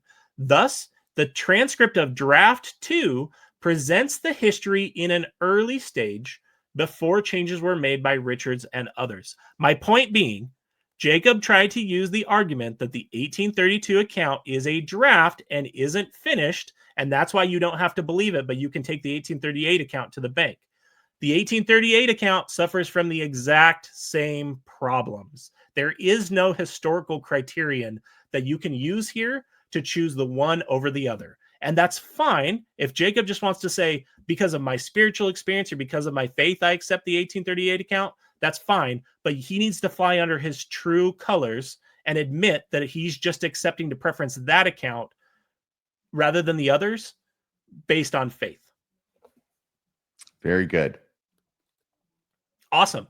Let's talk briefly about Joseph Smith's worldview to kind of drive the point home of why I'm not willing to take any of these accounts at face value. Like I said in the first video, I'm willing to concede that Joseph Smith likely had some type of spiritual experience in the first grove. He doesn't even know the year or when it could have happened. But am I willing to accept something like that happened? Did you notice how when Jacob was talking about the what was it called? The fervor, the religious fervor in the meetings, he specifically hedged on the time period for that. Right. Because he's aware of that problem, but he doesn't want to talk about it. Because Joseph Smith in the 1838 account that he's championing says it happened in 1820. Yeah, which it didn't. And it likely the happened. Research is that it was several years later. Yeah. And yet Joseph Smith hooks it in his mind with the appearance of the Father and Son, which he says happened to him when he was 14 in the spring of 1820 in the 1838 account. Right. And to kind of put a pin on that thought and kind of finish this conversation, Emerson says at one point that he doesn't understand our point. Like, we're expecting that being a prophet means that a prophet has magic memory powers, I think is the phrase he used. That's not the point. The point is, I really want to believe what is true. How do I know what is true between the 1838 and the 1832 account? Just the fact that the accounts have differences between them is concerning, but the fact that they have that direct contradiction where I then see Joseph Smith putting his words into the mouth of God is the real problem. So let's talk about Joseph Smith's worldview to just kind of highlight this point of how literally should we be taking this. A few years ago, I every conference, you do a full response, and I usually do the Saturday afternoon. Next weekend. Oh my gosh, I'm dreading this. Next weekend looms like a dark cloud on the horizon. General Conference is on its way again. That's right. And I only do the Saturday afternoon, the Saturday evening session on Nemo's conference halftime show. And I only do that one because I tell Nemo I can only suffer through the shortest session. You do it all. And I think there's a phrase I've heard before about the poor ex-Mormon who listens to 10 hours of general conference. It is better for that man that a millstone be hung around his neck. It probably feels that way sometimes. It's so banal. I feel that way, usually at least by the Sunday morning session. Yeah. A few years ago, all that to say, a few years ago in general conference, Elder Renland, during one of the sessions I responded to, and I know you did it as well, gave this talk about a framework for personal revelation, where he steals Dieter Uchtdorf's Only Thing, which is talking about airplanes. And he talks about airplanes and getting revelation and staying in your runway. He tells a story about a guy who was convinced by revelation that there was money buried under some building or something. And oh, right. Yes, right. You remember. And then he makes fun of it as if that's not what Joseph Smith was all about. Yeah. I guess he didn't think about that revelation about some crazy Mormon comes into the church office building and starts talking about treasure being buried under it. And or a bank or something. Yeah. Come to my arms, my frabjous boy. Oh, frabjous day, Kalu Kalay. Yeah, come to my arms, my beamish boy. Yeah. And so a few years ago when he gave this talk, he said this phrase in the talk. I have it there in the top right. The prophet Joseph Smith warned, nothing is a greater injury to the children of men than to be under the influence of a false spirit when they think they have the Spirit of God. When I heard that phrase, it really stood out to me because there are a lot of phrases we hear from Joseph Smith shared regularly in the church, DNC 121, stuff from the happiness letter that we've heard over and over and over again. Yeah. But this phrase I hadn't heard shared before, and it kind of stood out to me because of that. So during the talk, I actually went and looked, and here's the footnote that people can see. Where that statement comes from is from an editorial that Joseph Smith wrote in the Times and Seasons called Try the Spirits. Okay, so people can look at it. I've got the citation there. I've got a photo of it there. If you'll go to the next slide, I'm just going to distill it down before sharing something else from the scholars of the Joseph Smith papers that goes hand in hand with what we shared about the 1838 draft of the history. You know, First John tells us to try the spirits, right? whether they be from God.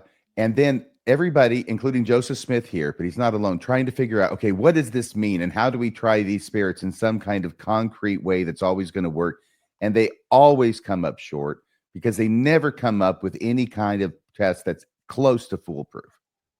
Yes. And I think the other thing I want to highlight here is Joseph Smith lived in a folk magic worldview steeped in revivalist Christianity. That is just beyond contest at this point. And you can see that in the way he writes this editorial. Here are his major points. His major points are that false spirits are common. Here's the quote. Spirits of all kinds have been manifested in every age and amongst almost all people. Many spiritual traditions claim divine experiences, but not all spirits are of God. That last sentence was me kind of summing it up. The next is, well, do you want to read the next? That first line is called an argument by assertion. Right. So that's he's true because he says he's true. Yeah, that's when we can use Hitchens' razor. That which can be asserted without evidence can also be dismissed without evidence. To be clear for everybody, if Joseph Smith is trying to prove that false spirits are common and says spirits of all kinds have been manifested in every age and almost amongst all people, there's not a fact in there. Right. Okay, that's his opinion based on no knowledge, because obviously what knowledge does he have of every age and all people? Right. And the other thing I want to highlight for people is that the world you think you live in? Like, do you really think in this day and age that there are false spirits all over the earth trying to deceive people? That's ridiculous. At this day and age, and this, I think, just helps contextualize the way Joseph Smith is different from us. In Joseph Smith's day and age, the big battle was, which denomination are you going to be a part of?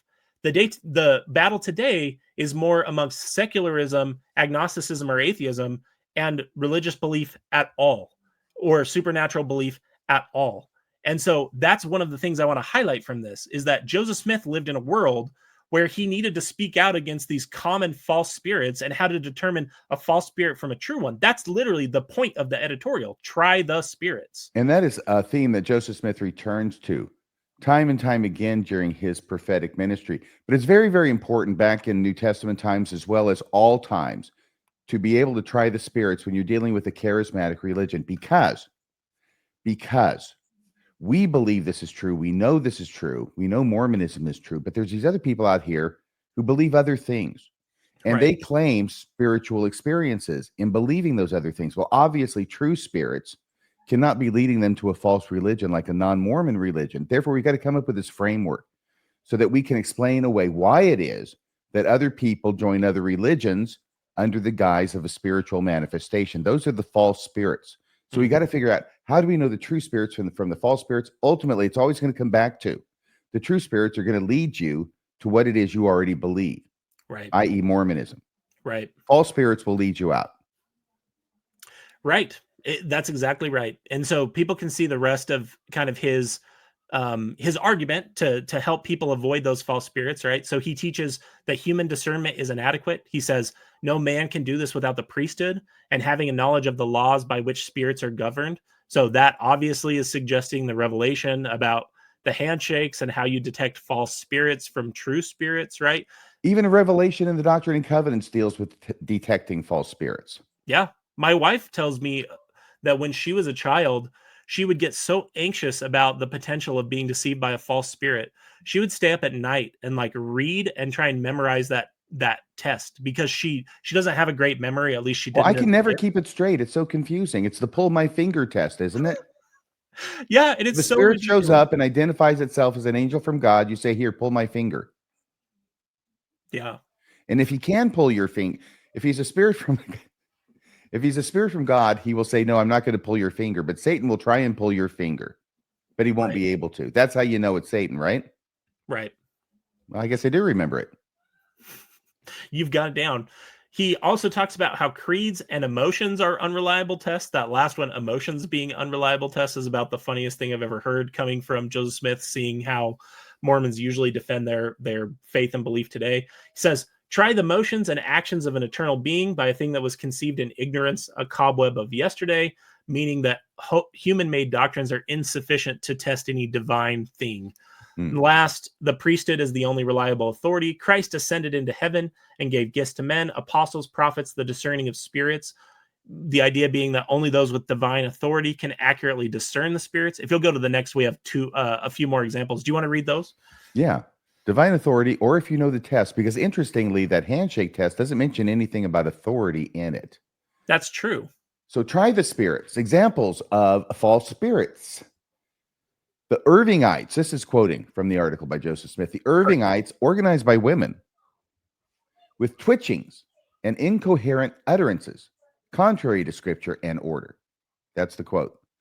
Groups imitating spiritual gifts without authority are shown as counterfeit.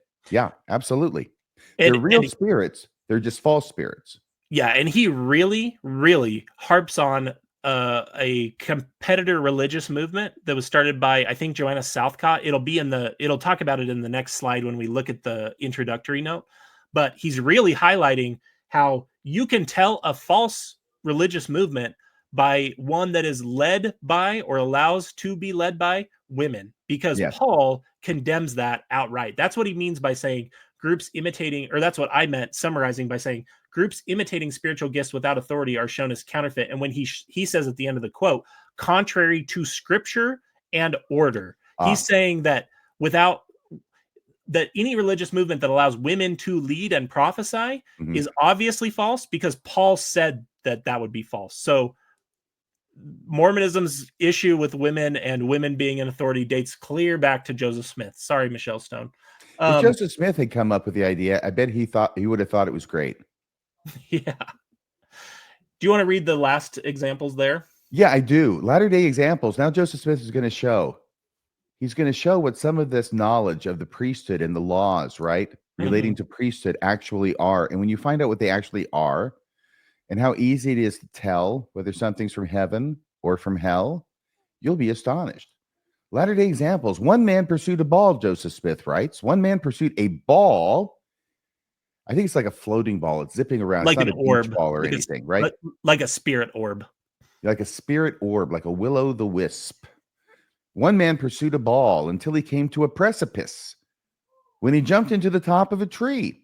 Now, the idea I always got from this was that he's running along, he's chasing this ball. Ball zooms out. He follows it like Wile E. Coyote, realizes he's not on terra firma anymore, and he falls into a tree. Is that what happened? Yeah, and look at the way it's summarized here. Early church members also fell prey to false spiritual manifestations requiring correction. The point being, the entire early church was full. That's where these examples all come from. The early church was full of these people that believed in the same magic worldview. And since the overall point we're again talking about is how literally should we take these people at their word, this is my overall point, is they live in a world that when I read it, if people want to believe this and this is the world they live in, that's completely fine, I guess. I hope that they're okay. But my point is, I don't live in this world. This world is completely foreign to me, where there are all these different spiritual manifestations, and my stressor is that I have to figure out which one is true. I think my experience in Mormonism was more akin to me alleviating my concerns that the world didn't reflect the world that I understood it should reflect if it looked like the scriptures or if it looked like early church history. Instead, I was engaged in excuse making for why we didn't see any miracles or any spiritual manifestations, rather than dealing with the reality of, oh, I just have so many spiritual manifestations, I can't figure out which one is true. Right.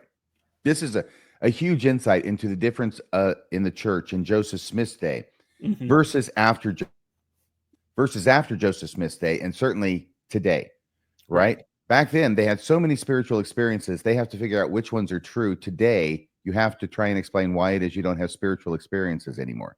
Exactly. We don't have to discern them because we don't have them. Exactly. I was telling Cammie last night, I had like a whole scripture story I would share with, like a whole scripture chain story when I taught at the MTC that I would share with every group of missionaries I taught that landed at Road to Emmaus to make the point of the Spirit's burning in the bosom is more powerful than actual miracles or seeing Christ with your own eyes. That's the point of the story. And so don't be disappointed if all you ever feel is the Spirit. Because it's the best. Yeah. It's the best, Jerry. That spirit, it's the best. The best, Jerry. Feeling the spirit. And by the way, this is where this whole doctrine comes from. This whole bizarre malarkey doctrine comes from, that the impressions of the Holy Ghost or the testimony of the Holy Ghost is stronger and greater than an actual vision or appearance of Jesus to you. Right. It's bull. It's absolute bull. And if you stop to think about it, of course it's bull. Yeah. You know, well, and it's so obviously calculated to control people in the way that it's taught. Like even the whole story of doubting Thomas, I would be completely unsurprised if we, I don't know the history on like the manuscripts, but that story doesn't read like something that actually happened. It reads like a story that was written to make a rhetorical point. It literally ends with the rhetorical point. Right, where Jesus appears to 10 of the apostles in the upper room after his death and before his resurrection, and they're all going, what the heck's going on? He was supposed to live forever and be our Messiah, and here he gets crucified, and he shows up, and obviously Judas isn't there, but Thomas isn't there either in the Gospel of John, because the person who's writing it, that community really doesn't like Thomas, I think, and his community. So he gets this sort of lower standard. He shows up later, but he gets honorable mention, and he gets remembered for this because he says, I wasn't here. So Jesus shows up again and allows him, I think, to have the same experience as the other apostles. This would be, wherever it is in John, toward the end there. And then Jesus sort of chides him by saying that, that you're kind of doubting, blessed are you because you believe, because I proved it to you, but more blessed are they, right? This is what you're driving to.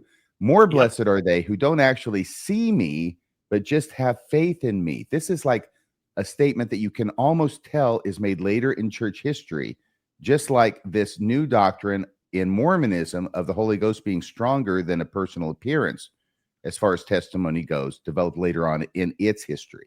Right. And I think the reason that point is important is because when I was teaching that to missionaries, cycles of missionaries, one of which reached out to me having seen an episode that you and I did together. That was kind of fun. Can you talk about it? She just reached out to tell me she's Exmo now and is super happy and feels like it's weird to see me in a different context, which I'm sure it is. And wearing flannel, no less. Oh, always. I don't want to disappoint the people. You got to get. Well, you didn't wear flannel at the MTC, I hope. Of course I didn't. That would have been against the rules. It's hard to find a tie that doesn't clash. But yeah, my point being that I wasn't teaching those missionaries something I knew was false.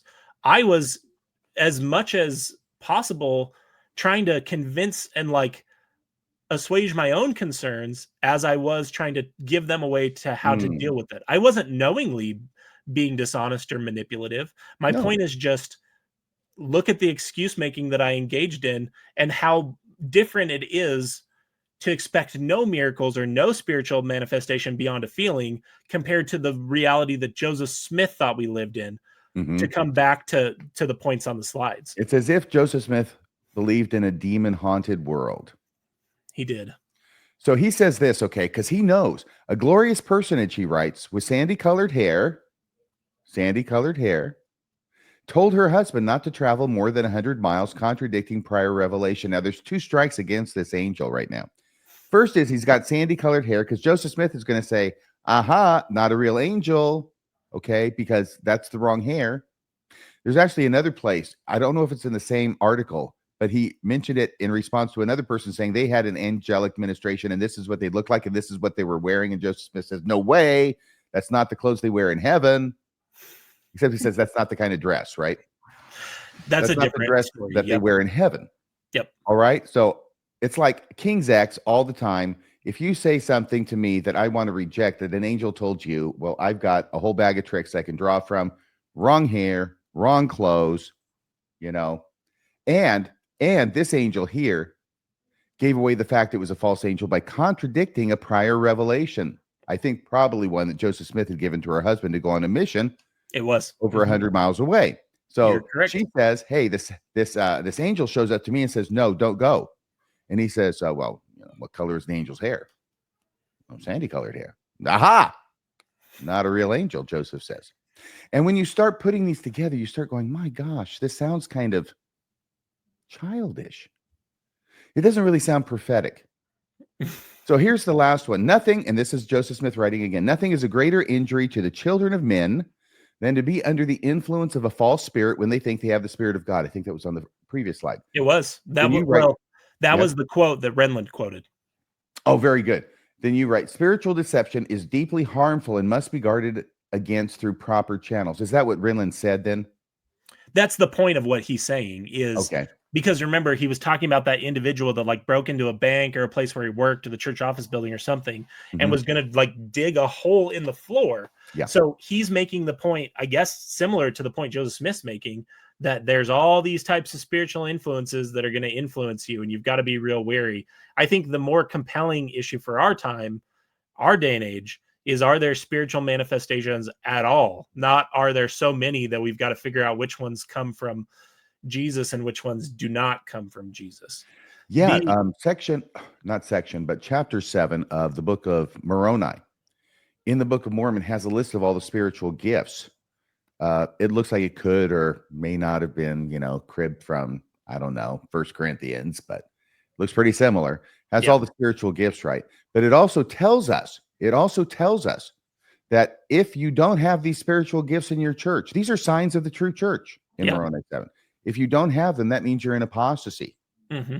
And it actually gives an argument that says that the basis for the spiritual gifts is faith. And the same basis of faith you have to have for salvation. Right.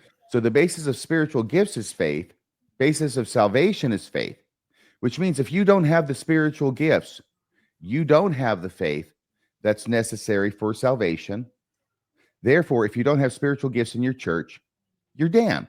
There is no salvation in a church without spiritual gifts. It came up once in a high priest group a number of years ago, and I remember saying to a friend afterward, I said, Moroni chapter 7 sounds like the strongest condemnation I've ever heard of the LDS church. Either that or the condemnation in 2 Nephi about pride and use of material resources. Yeah, either one or both of those are completely condemnatory. Yeah, such a great example. And I think it does just, again, reflect how Joseph Smith's worldview is completely different. This is the editorial note, and then we'll be done with this particular bird walk. But this is the editorial note that introduces this editorial that Elder Renland quoted and that we've been talking about from the scholars at the Joseph Smith papers. And one reason I wanted to highlight that is the second paragraph in particular, when I get to reading that, helps bolster the conclusion we made looking at the 1838 draft history introductory note.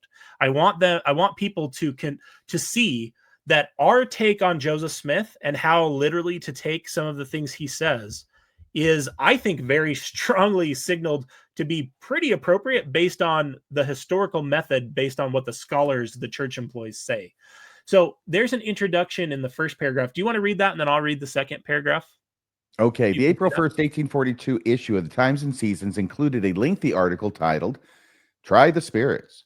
The title was derived from 1 John 4:1, which reads, Beloved, believe not every spirit, but try the spirits, whether they are of God, because many false prophets are gone out into the world. The article was prompted by recent occurrences of apostasy among Latter-day Saints. It specifically referenced as cautionary examples the experiences of an unnamed boy in Kirtland, Ohio, Isaac Russell, Gladden Bishop, and Oliver Olney. The latter two were excommunicated for apostasy only the previous month. The editorial emphasized the importance of discerning between true and false spirits and warned readers not to be misled by false prophets, i.e., any prophets other than Joseph Smith. In addition to giving Latter-day Saint examples, the article referenced several biblical figures and episodes, as well as more recent historical figures known throughout the Western world, such as Joanna Southcott, Jemima Wilkinson, and Edward Irving. So before I read the second paragraph, what I want people to notice is we've talked about why this editorial is a problem, which it's kind of funny now looking at how problematic it is that Elder Renland quoted right from it and attributed it to Joseph Smith, because the way I read this, and you and I have talked about this but haven't recorded anything on it before, is I feel like the scholars of the Joseph Smith papers are so desperate to create even plausible deniability that Joseph Smith was the author of this editorial, even though he was the editor-in-chief at the time. And they'll get to the actual evidence here in that paragraph, but they seem to not want to attribute this editorial to Joseph Smith, even though Elder Renlund had no such qualms, because I would the apostle, though, isn't he? Elder Renlund, with the keys and the discernment and the everything. He is. And I think the reason the scholars of the Joseph Smith papers are hedging, because I see no other reason they're hedging that Joseph Smith is the author, is because it really doesn't reflect the reality that we live in today or people's concerns today. So it sounds a little bit made up. It's one of those where methinks the lady doth protest too much. So let me read that, because I think that's the way it reads. It says, Joseph Smith likely authored the article, which was signed Ed. See, it wasn't Joseph Smith. It was some guy named Ed. That's right. Despite the numerous I think that stands for editor.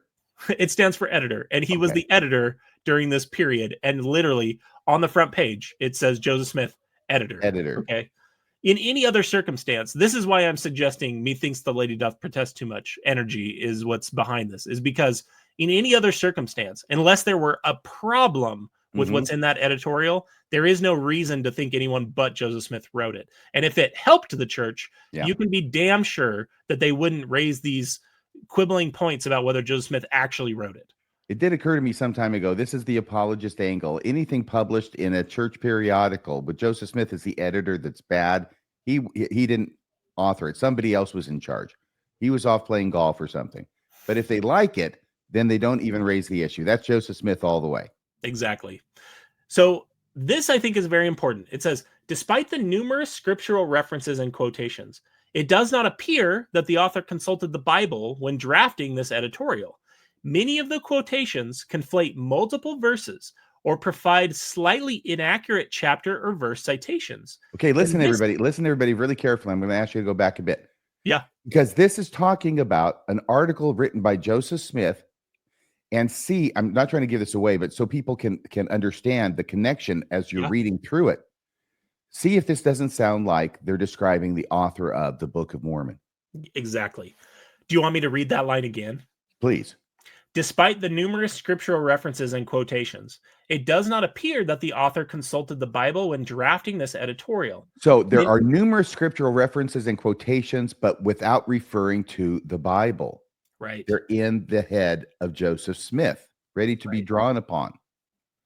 Right. And they say many of the quotations conflate multiple verses or provide slightly inaccurate chapter or verse citations. In this aspect, the editorial mirrors Joseph Smith's usage of scriptural references in his public sermons with frequent impromptu allusions not checked or written beforehand. So according to the editors of the Joseph Smith Papers Project, Joseph Smith doesn't just use this process here in this article, which they've identified and how it is they came to that conclusion. He also uses it in his sermons. There's only one thing they're not going to say, and that's that regardless of who wrote the Book of Mormon, it exhibits exactly the same unusual characteristics. Yep, that's exactly right. They also, the next bit more has to do with them talking about why they think Joseph Smith wrote it. So they say, additionally, the editorial includes 6 uses of the personal pronoun I, although it was not uncommon for Joseph Smith's amanuenses, which is a word you taught me, to author documents on his behalf using that pronoun. Amanuenses. Amanuenses. So amanuensis is one who copies down. It's a big word for scribe, but they have an ES, so they make it even more difficult. So it's plural, amanuenses. That's right. For it's instance, like Mr. What is it? Sadite. Who is that guy? Who? Sadite. Hang on a second here. Mr. Mensis? I'm going to see if I can. Okay, you go ahead. I'll see what Ed Sullivan show. I see. So they're talking about how they think it's likely Joseph Smith because the editorial uses the word I, but then they raise this specter of, but to be fair, there's sometimes that Joseph Smith allowed his scribes to use the word I when keeping his personal journal. They specifically use the example of Willard Richards. They then say it was not typically used in Times and Seasons editorials by someone other than Joseph Smith. Then why are you bringing it up? The entire thing you're supposed to be talking about is who wrote this editorial. And they're just raising that specter. Again, I would suggest because of the problem that it creates, the tension between the world we live in versus the world that the author of this editorial lived in. I looked it up. It's Senor Wences. Oh, okay. You know who that is? I do not. You have no idea. Is that right? All right. I'm sure people who appreciate the reference, for people I would who play the appreciate clip, the but YouTube blows up when I do that apparently. So I'm not going to play a clip from, I don't want to goof anything up. That's right. But you were saying. They then conclude by saying certain examples of authoritative pronouncements in the editorial, like the author's statement that a bad angel could be identified by the color of his hair, it being sandy, seem also to suggest Joseph Smith's authorship. So they raise a lot of concerns, but basically are dragged kicking and screaming to admit that Joseph Smith authored it. And in doing so, the way they describe Joseph Smith is very similar to the way the Book of Mormon was written. And also, I think, highlights the issue that we were talking about between these first vision accounts, which is Joseph Smith had a very particular way of speaking, and it was scripture-ish, where he would work scripture in kind of impromptu, sometimes getting the references right, sometimes not. If people want to understand, again, the steel-manned version of why these things are concerning to me, it's because the church requires belief in what Joseph Smith said to a level that I just don't understand how anyone can give to the church when you understand this history. Again, according to the scholars that work for the church and know Joseph Smith's history and writing better than anyone. Your thoughts? I may have, I just want to back up a second and fill in a point here that may not have been clear if someone doesn't know this. Those who study the Book of Mormon scholars, faithful scholars, have looked at the Book of Mormon, they've broken it down, and what they have seen is, we all know about the Isaiah chapters and the Sermon on the Mount showing up in 3rd Nephi, and all these big blocks of text from the Bible showing up in the Book of Mormon. What has not been apparent until more recent years is that there's all sorts of tiny little bits of the Bible from various disparate places woven throughout the Book of Mormon text. So they're not being quoted in the terms of, we're going to quote this, but there are references made, allusions, partial quotations all over the place, such that the one thing that we can understand from this is that whoever wrote the Book of Mormon had a very, very good knowledge, was extremely intimately acquainted with the Bible, as if they had read it an awful lot and remembered a lot of what they had read, and it was something that was spoken about, and that whoever wrote this or dictated this book was able to draw upon all that knowledge, and it ends up showing up, all these pieces of the Bible throughout the text of the Book of Mormon. And that's why it's unusual to find the church historian saying here that exactly the same sort of thing happens in this article about Try the Spirits written by Joseph Smith. And also it goes on in other sermons, they say, given by Joseph Smith, when he is giving sermons, as they say, without notes. Right. These are extemporaneous sermons that he goes on and on for hours, and he weaves in the Bible the way it talks about. Yeah, and yet, is that not the Book of Mormon? Yeah, all and not all that's missing from Joseph Smith giving a sermon and the Book of Mormon dictation is having his face in a hat. Right. Yeah, and not just the Book of Mormon, I think, too. Like, yes, all of that, absolutely. The other part is you can see the same thing when the scholars at the Joseph Smith papers are talking about the 1838 draft history, that Joseph weaved in scriptural language into his life. It's just the way he thought. And in a way that totally makes sense. This is where I think, again, Dan Vogel's pious fraud theory is the best theory to account for all of the evidence of who Joseph Smith was. And by pious fraud theory, what I mean is that Joseph Smith did knowingly engage in misleading people sometimes, but that Joseph Smith found ways to justify that because he really believed in his heart of hearts, at least on some level, that he was called of God to do some type of work, and that therefore he was justified in sometimes misleading people.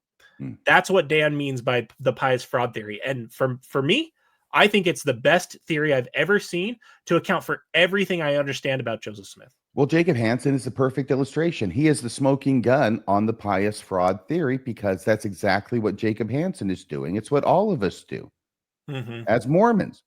We will engage willingly in deception, but we don't consider it bad because it's for a good purpose, which is getting people to join the true church and go to the celestial kingdom to be with their family forever. Right. What could be bad when the goal is so good? Right. So back at the slides, I'm not exactly sure where we are at this point, but let's see I if we can figure it out together, shall we? I think now we're at the extermination order slide because we did substantive response 4 ahead of substantive response 3. Okay, so let me see if I can find this. While you look for that, what I want to introduce people to for this clip is that Jacob and his guests are going to accuse us. This is where the accusation that we're unhinged and psychotic and all sorts of names. This is this is my favorite part, but I'm the only one who's a lunatic. That's true.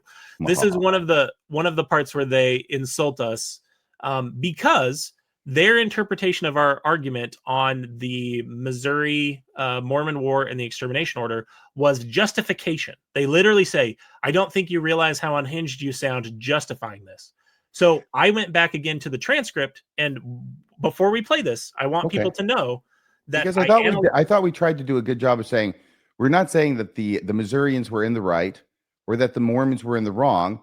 I thought we were clear in trying to say that just mentioning the extermination order signed by Boggs in October of 1838 and not mention anything else of the context, including the sermon given by Sidney Rigdon on July 4th of the same year, talking about extermination, was giving, once again, this slanted presentation to Alex. We're only going to talk about the stuff that makes the Mormons look like the victims. We're not going to talk about anything else that the Mormons did. Not that what the Mormons did justified the extermination order, but that if you've got a member of the First Presidency who's giving a sermon in which he talks about extermination several months before, that should be taken into account. And once again, I would expect that Jacob would say, well, look, I'm just having, this relatively brief conversation with Alex. I can't go into everything. I can't go into every detail. I don't have time. I get it. The question isn't whether you have the time. The question is, in the time that you had, why do you go to the one example that makes Mormonism look good? Right. And that's the question over and over and over and over again. Every single time he will give what information he thinks makes Mormonism look good while omitting the stuff that doesn't make it look as good. And that was the whole point, I thought. But apparently they didn't get that. Actually, Jacob understands. He just wants to pick it up and run with it as if we had said that the Mormons actually started the Mormon War and that they basically were the cause of it all. No, it was two groups of people who were bouncing off each other. I mean, this whole thing started 5 years earlier in 1833 when the Mormons got kicked out of Jackson County. Right. Yeah. So obviously this has been going on for a long time. Yeah, I think that's all very good context. And I think the other thing that's important for people to understand is, like, I've never done a deep dive on the Missouri Mormon War. So I know enough about it to talk about it, but I don't know every single detail. But the one thing I want to highlight is that, and I'm not saying this is wrong or right, it's just a fact. The Mormon belief that dates back, like you said, several years before the Missouri Mormon War, that they're going to establish Zion and that they will have control over an area that they live in is fundamentally incompatible with living like in a normal civilized society. Now, Mormons today don't really believe that they're going to like live in a theocratic state, but that's how Nauvoo was. That's what they were trying to set up everywhere they went along the way. So I'm not saying that the Missourians were justified in the behavior they had towards the saints. It breaks my heart, the things that people suffered because of their beliefs. But here's the question. What do you do when someone's religious beliefs are in fundamental tension with like living in society? I'm not saying that it was justified that they were chased from their homes or that they were harmed or that people were killed. I would never justify that. And in fact, to make the overall point of how closely did these people even listen to us before they respond to us, that's the way they represent our argument that we're justifying this. I went back to the transcript and pulled. There are at least 3 explicit examples, and I'm going to read them before we listen to their clip so that people can keep in mind and see whether our argument is accurately represented or it's just a straw man. They're just responding to a straw man. we say at 124:34 in our video, I don't think anyone would justify the extermination order. Right? Right. So, and then at 125:51, so just a minute later, so I don't think by adding these historical details, we are in any way justifying the extermination order. It doesn't sound like we're justifying the extermination order, Kolby. Yeah, and one of us says in response to the other one, no, I don't think anyone would. At 126:16, and we are not here to justify what Sidney Rigdon said either. That was me. All of those statements show that we were not justifying this at all. We were talking about how the reality of the historical narrative is much more complicated than the whitewashed version that Jacob presented to Alex. That was our entire point. Let's see how they represent it. Easy things people are saying. Jared, I figured we'd just start right with this doozy. You and Emerson both said you wanted to comment on this one. And so I have a clip here. I think we're just going to start with the one that I think is just the most glorious, that shows how incredibly unhinged, especially RFM is. I think Kolby's actually can be somewhat reasonable, but like RFM is just a lunatic. And I think this clip really showcases that well. So let me go ahead and pull this up. Let me share it. Let me just make sure. Hold on a second. I'm going to actually stop sharing that for a second. I'm going to reshare. I just want to make sure. Share the audio. Yes. Okay. I just want to make sure the audio is going to be shared with this. Okay. I'll go full screen. That out. And this is them talking about the extermination order. Well put. Number 9, we got 24 of these slides. Number 9 is the extermination order. He's going to try and get a little persecution card played for the Mormons and how the extermination order was issued by Governor Lilburn Boggs of Missouri in October of 1838. And this, of course, is going to get some sympathy. It always does. But he's not going to mention, Jacob will not mention, that in July of 1838, the Mormons are the ones who started it by Hold on. Why won't you mention this, huh? Why won't you hold on, Jacob? I don't know why that we started it or Sidney Rigdon started it. Okay. Now, of course, in the context, the starting it is starting the talk of extermination. The context is starting it is the talk of extermination, which is why Jacob has to do such a hard cut there. Mm-hmm. So Did, and it was published that the Mormons would exterminate all the non-Mormons in the state if they got in their way. Okay. And now Jacob, of course, is going to seize upon that as if I had said that the Mormons started the Mormon War in Missouri. Mm-hmm. And I didn't play their fuller commentary where they call us they already did call us unhinged and lunatics. Well, but I'm more unhinged than you are. I was going to say one of us more than the other. And there's only one lunatic here today.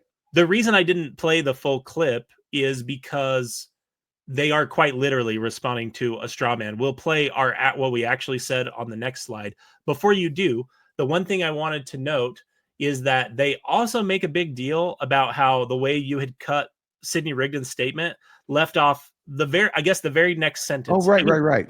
Anytime you're selecting quotes, for people who have never done this before, anytime you're selecting quotes, you grapple with what do I include versus what do I not include. That's why I sometimes probably belabor the point too much of, hey, I just cut this at this place so that people can't make that accusation. But their entire big point is that Sidney Rigdon in the very next sentence says, we will never be the aggressors or something to that effect. Which is what all aggressors say. Which is, I mean, isn't that true? Don't all aggressors say we will never be the aggressors? Well, my overall point too is just, do they think that just because someone says something that means that it's true? Because the bottom line is, at the same time Sidney Rigdon made that speech, the Danites were organized and were doing Danite things. And so it's true. even if that wasn't true, the fact that Sidney says that doesn't necessarily make it true, but they seem to just think that we were up to hiding the fact that Sidney said that. We weren't, guys. Okay, Sidney said that. Now, do you want to have a conversation about what the Danites were doing while Sidney said that? Because I'm not sure that really helps your argument all that much.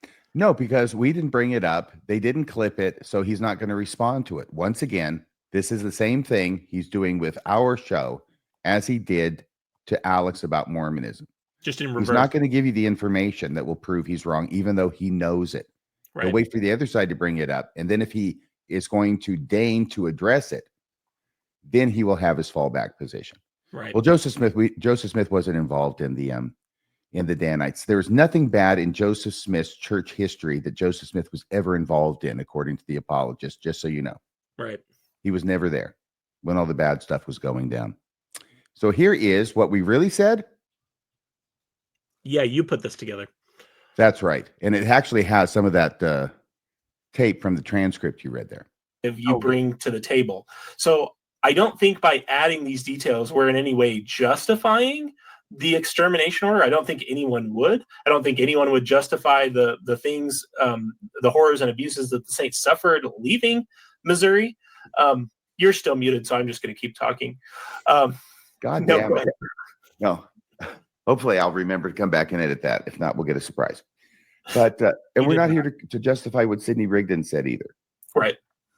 The bottom line is that the narrative is much more complicated than the whitewashed version that apologists tell outsiders, which is we were so picked on for our beliefs that the government literally was hunting us like rats in a field. That is not the truth. Because of our beliefs. Because of our belief. That is not the truth. The reality is that the political difficulties and the difficulties they were facing because of Joseph Smith and other church leaders' violation of laws at that time was because of things that the Saints had done to start many of these battles, right? Joseph had made political alliances with people that then he hadn't followed through on, basically promising that the Mormons would vote as a bloc. It gets very complicated. Our only point... I think that was more in Illinois, but they had trouble wherever they went. Yes, I was going to say that was more in Illinois, but they also had problems with being in Missouri and the whole situation with slavery and the Missouri Compromise from 1820. Well, they're letting out that they're going to be taking over the entire state, and it's going to become Zion, and they're going to bring all the Mormons there, and everybody else can go find someplace else to live because we've got dibs. Right, and the bottom line is just the narrative of what happened with the Missouri Mormon War is not right from, I think, really either perspective. I think it's regrettable, everything that happened. And I feel terrible for those early saints who were trusting in Joseph and the other church leaders to lead them. But the bottom line is the narrative is vastly more complicated than the persecution narrative that Jacob's presenting, that we were just so picked on. Yeah. The amazing thing is that we actually said all of that in a rather prolonged piece from the episode that Jacob is now criticizing, as if we never said any of that. Yeah. Because he doesn't play it. And he's got two other guys with him who, at least one of whom, apparently, I think both of whom claim to have watched it and don't call him on this. Yep. So there you go. We try to be careful, and it's always easy to misquote somebody or quote them out of context, to straw man, to mischaracterize, to attempt to deceive, as Jacob is wont to do. But if he's going to do it to Mormonism, I feel honored that he will do it to us as well. So let's see here what we've got next. If you bring... This is a great slide. It's actually, I think, a couple slides that you put together talking about what does Jacob leave out that we said. In other words, what did we say in our video about him in his interview with Alex O'Connor that he doesn't bring up in his response video? Yeah. So what are all the things that we said that he thought, yeah, I'm not going to bring those up. I'm going to focus over here. Yeah. So the first one is part of our first vision argument, again, in our response to Alex's discussion with Jacob, is Jacob's additional argument on top of this is an informal or casual recounting, which is just nonsense, as we've highlighted in way too much detail. I know those are his best arguments. Those are the ones he favors. Those are the ones he makes room to say while ignoring the others. Right. Part of his argument to Alex that this was not a problem is that if you looked at Joseph Smith's earliest revelations, including the Book of Mormon, however one feels about it, revelation or translation, whatever, he used the Book of Mormon as an example to say, but if you look back at the Book of Mormon, if Joseph was just making it up, why is the Book of Mormon consistent with his later vision of like the two personages? And so we highlighted that there have been a number of changes between the 1830 version of the Book of Mormon and the 1835 version of the Book of Mormon that introduced changes specifically in 1 Nephi 11. I know there are 4 verses to which the phrase "the Son of" is added in front of the word God to change the Book of Mormon from being more modalism in how it presents God to again, what this shows is there was another argument, another piece of evidence that makes our point, which we made a lot in this episode today with those notes from the scholars of the Joseph Smith papers, that Joseph Smith's theories and his theology evolved over time, and that the first vision, the differences between the first vision accounts line up with his evolving theology. That point was completely ignored. Let me just say that in one more sentence, okay, to emphasize it, which is this, is that the Book of Mormon, originally written and originally published, is consistent that God, the Father, Jesus, and the Holy Ghost are all one. It's modalism, which is the ugly stepsister of the Trinity, okay? But it still has to do with them all being one. As in Jesus appearing to Joseph Smith by himself in 1832. But in 1837, Joseph Smith edits the Book of Mormon for its second printing. He goes through it, makes edits. And among his edits are several places where the Book of Mormon describes this modalistic Trinitarian type concept that it presents, right, and takes it and changes it in several instances to make it so that it is no longer purely they're one, but actually they're different. He goes from calling Jesus God to calling Jesus the Son of God. Technically, it's about Mary, right? Right. Mary's the mother of God in the original version. Then she becomes Mary's the mother of the Son of God. Right. In subsequent versions, and that's not all. So that's 1837, those changes. And in 1838, the following year, he's giving this new version of the first vision, the 1838, the official account. It's God and Jesus Christ.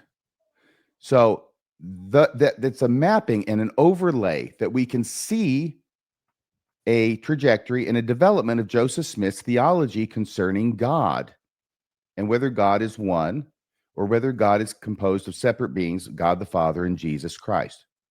So what we see in the Book of Mormon and Joseph Smith's editing of it matches his development and the changes that we see in his evolving versions of the first vision. Right. Right. And thank you for catching. I put 1835. Is that one sentence? I think I said I was going to do it in one sentence. No, but I'm really glad you drove. I'm really glad you drove that point home. I think that was really great. I also just want to highlight, I said 1835. It is 1837. Even as I said it, I was sitting there thinking, I'm pretty sure it's 1837.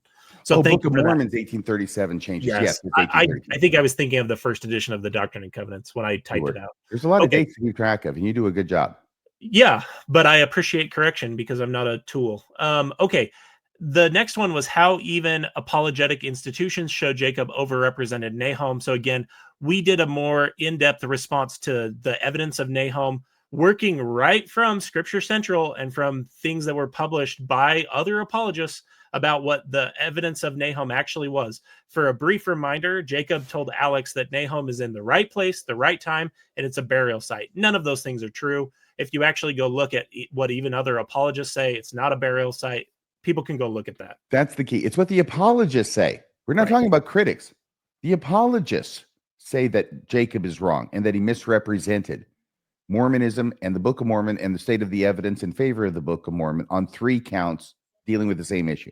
Yeah. So if Jacob really cared about accuracy instead of just being viewed as winning an argument or insulting us like he did repeatedly throughout his video, one would think he might have spoken to this, but he didn't. So I will leave people to infer his motivations from that evidence for themselves. The good news is, by the way, when you talk about him insulting us, I want to give him a compliment, really, because I think the good news is that Jacob Hansen appears to be winning the receding hairline competition. I think I was ahead of him for a bit, but he's pulling ahead. A rather large forehead. Yes. Okay. The next one was all of the problems we highlighted with the Book of Mormon's historicity. Jacob literally doesn't talk about these at all, except for one. He has like one sentence where he's talking about a specific example from Nemo's list of 27. But we went over this in great detail about how this poses issues for the problems with the DNA in the Book of Mormon. So those two were related, but separate things that Jacob doesn't talk about at all. Last, a scriptural basis for the priesthood and temple ban. If I were to say that Jacob lied in his episode with Alex, this would be, I think, the clearest example of like willful deception and an outright lie, because the book of Abraham literally talks about It's where he says there's no scriptural basis for the priesthood ban. Yes. And why is that a lie, you thought, or the closest thing to a lie? That's the closest thing to a lie, I think, from his original video with Alex, is that he says definitively there is no scriptural basis for it, and that is not true. Again, people can go watch our first episode where we go through the verses in Abraham chapter 1 that talk about this curse of Ham flowing through to Pharaoh, who was a descendant of Ham and Egyptians, and it literally says he was cursed pertaining to the priesthood. So interesting that Jacob chooses not to talk about that at all. The last one, I guess I'll give him credit. He said he's going to do a more in-depth response to our Book of Abraham section. That was probably, I think, the longest single section of our video. For people who caught the first one, I walked through the transcripts. You walk through, or I'm sorry, not transcripts. You walk through the manuscripts. We compare them to the papyri. We also talk about some parallels that he saw in the Book of Abraham. Given Jacob's history with the handling of the Book of Abraham, I really don't care how he's going to respond. Our episode where we go through this, we're relying on the materials right from the Joseph Smith papers and really following their conclusions on timeline and how it poses an issue for the lost scroll hypothesis or the catalyst, actually. So since we're highlighting what Jacob's going to leave out, I'm going to highlight what I know that they talked about, because I actually watched the whole video, and I actually watched it more than once to make sure we were having a conversation. Yeah. And I said, I don't want to watch that video. And I said, it's just going to, it's just crazy. But then I thought I have to watch it. You know why? Because I'm doing a podcast about it. Yeah. For some reason, I've got this strange thing in me that says, if I'm going to do a podcast and publicly comment about something, I should watch it first. Weird that you feel that burden, since other people do not. So we'll be open about the things we're going to leave out, and I'm going to explain why. And you can, of course, do the same. So the first is they spend a lot of the back half of their episode talking about some blog post that Jacob wrote about his sociological data argument. But since earlier in the video, Jacob really harped on the fact that he told Alex that these things don't prove the church is true, I don't care. If the arguments he's making about the sociological data isn't relating to the church's truth claims, why would we feel a need to respond? That's like literally just responding to a non sequitur. So I feel like we can just end it there. Any thoughts? No, it's almost like they throw it in there because they want evidence without having to claim it's evidence. Exactly. But also they're filling time. It makes it look like there's more evidence for the Book of Mormon than there actually is, when you talk about non-evidence as if it were. Yep. As we're well acquainted with our good friend Austin Fife. The next one was the hubris of improvement. So they spend a lot of time talking about like the utility of religion and saying that they think it's just crazy ex-Mormon hubris. Some statement I made where I said, you and I, RFM, could improve Mormonism in about 5 seconds. I wanted to give an example of this, and I think that pretty much will put a pin on this conversation. Let me give you the one improvement I would make to Mormonism that I can do in 5 seconds. I would keep everything the same, and I would have a commandment through a church leader or not that says, and by the way, if through revelation you think your kid is possessed by a demon and you need to abuse or physically harm them, you shall not do that. There you go, gentlemen. I just made Mormonism better in 5 seconds, because I can think of at least a few innocent children who would be saved by just that one change alone. That is so important. It is so important. And a week from now, we'll be subjected to 10 hours of general conference and general authorities and officers talking to us, and not one of them is going to tell us this. Not in direct terms that you can know without already knowing. And the reason why is because the kids who are being killed and tortured because of Mormons who believe just that very thing, that they're possessed of demons that have to be exorcised from them, they're just not that important to the church. They're not important enough to the church to call out that behavior and condemn it publicly in general conference, which is the only time it matters. That's my prediction for General Conference. It's not what will be said, it's what will not be said. Yeah. I think the final example was, Jacob responded to our discussion about how we talked about his presentation of tithing as a requirement or not a requirement to Alex. I thought Jacob actually did kind of a fine response. He basically said, well, I did give a fuller explanation where I answered and explained kind of the nuance of it. And you know what? I thought that was actually a fair point, that maybe that was one where we were criticizing him a little bit too strong based on how we were feeling about the other clips. And so we were bringing that to the table. But About tithing? About tithing. But Yeah, I will said say- at the beginning, remember, I was the one who went soft on it. And I said, yeah, it seemed like he covered it. I mean, he starts this way, but he finally works his way around to the truth, which is better than he does for most of his answers. Yeah. And I asked Jacob like a question, like, do you recognize and maybe exercise some introspection on why your immediate answer was no? And he said, yeah, I recognize that, you've got this cynical lens you're viewing this stuff under. Whoa. Non-responsive. Objection, Your Honor. That doesn't sound like he's addressing the question. I think he actually did address the question. I'm kind of paraphrasing it from the memory of the few times I've watched it. So I'm just including this to say, do I think the way Jacob represented tithing to Alex was like the way I would have represented it? Probably not. I think the clear explanation would have been, like Spencer W. Kimball said, that it is a requirement. Mm-hmm. However, he did give a more nuanced explanation. And so I think that was a fair pushback from him on that one particular criticism. You're right. More from me than from you. But I'm the one who's the lunatic. I don't understand that. I was totally in the camp on that one, Jacob. Remember, your boos mean nothing. I've seen what makes you cheer. I think that's an important line to keep in mind here. You have shot your arrow over the house and hurt your friend. Yeah. And then the last two is just the name calling. I mean, we've joked about it throughout because it really doesn't bother me at all that someone who can't be bothered to do basic fact checking thinks that I'm psychotic and unhinged. I don't know how much it bothers you.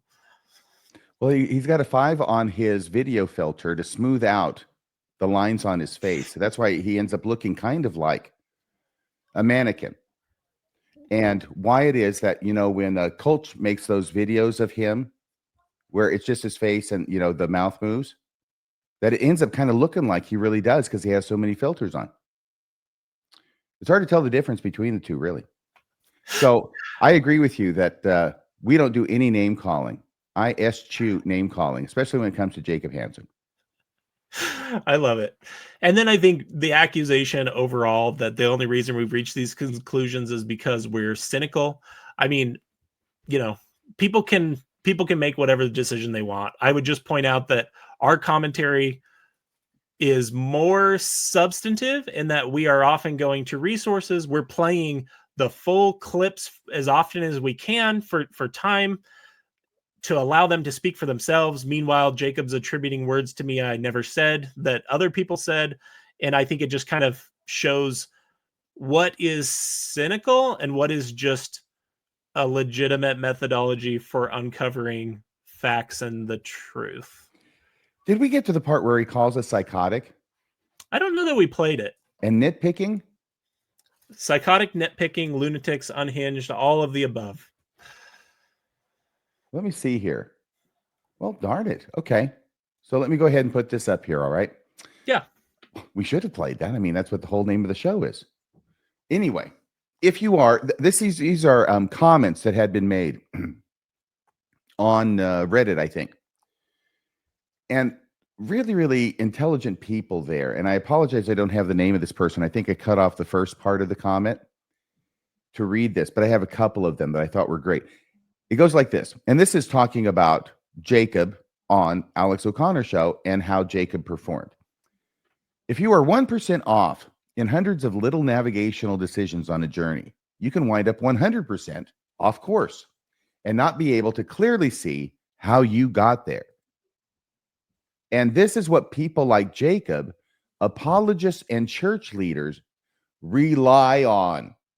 Not just that they do it accidentally, they rely on this. And it is why every time you start to hold them intellectually accountable, they pivot, hand wave with I'm not an expert, so I can't go into that. Remember when Jacob did that about the Book of Abraham? Multiple times. Yeah. I'm not an expert, so I can't go into that. So they'll pivot and hand wave and say that, et cetera, et cetera, et cetera. They know this, and they rely on not being held accountable for their subtle yet many inaccuracies. So they can enjoy the cumulative effect of these numerous inaccuracies and create the illusion they seek to create. That's why it took so long for us to go over these 24 instances, that the slides that I had made, talking about these little inaccuracies he makes all along the way, all going one way to help the church, and the cumulative effect to try and deceive Alex O'Connor and all the people who watched that episode.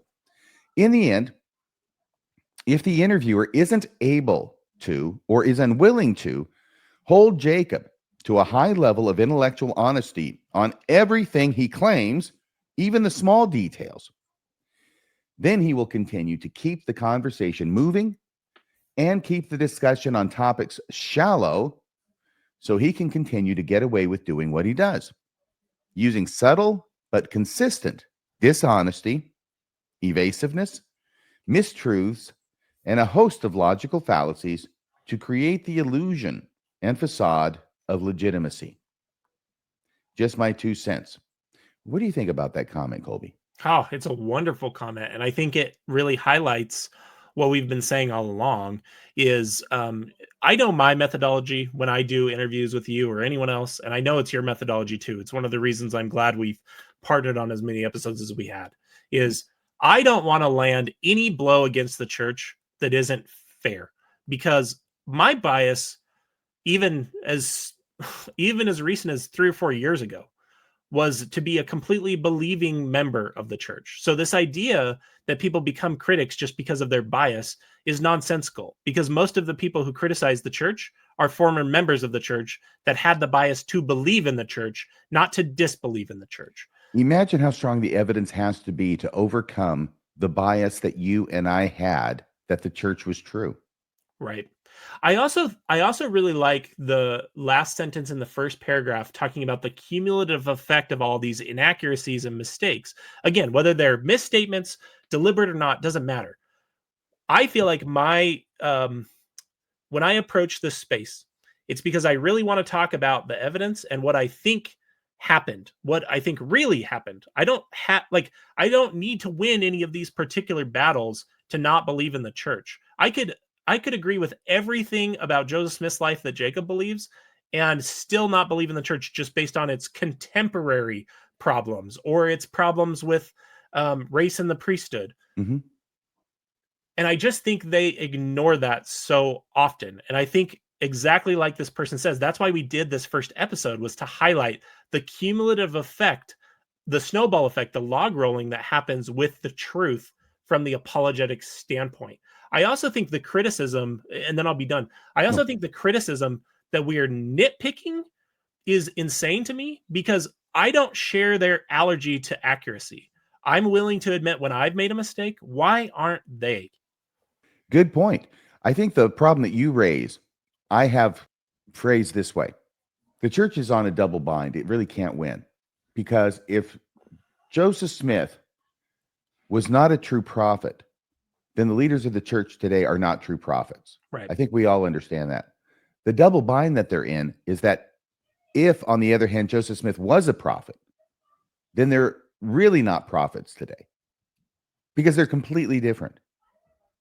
And all you have to do is look at the two animals to say, yeah, one of these things doesn't belong here. That's from a faithful perspective. That Joseph Smith was a prophet, I don't know what these guys are, but they don't manifest any prophetic gifts, and maybe that means something, and they haven't for quite some time. So let me go to this next comment. We're closing in on the end of this episode, I think. Now, this one I did get in. It's Ammon the Nephite who wrote this comment. He says, agreed.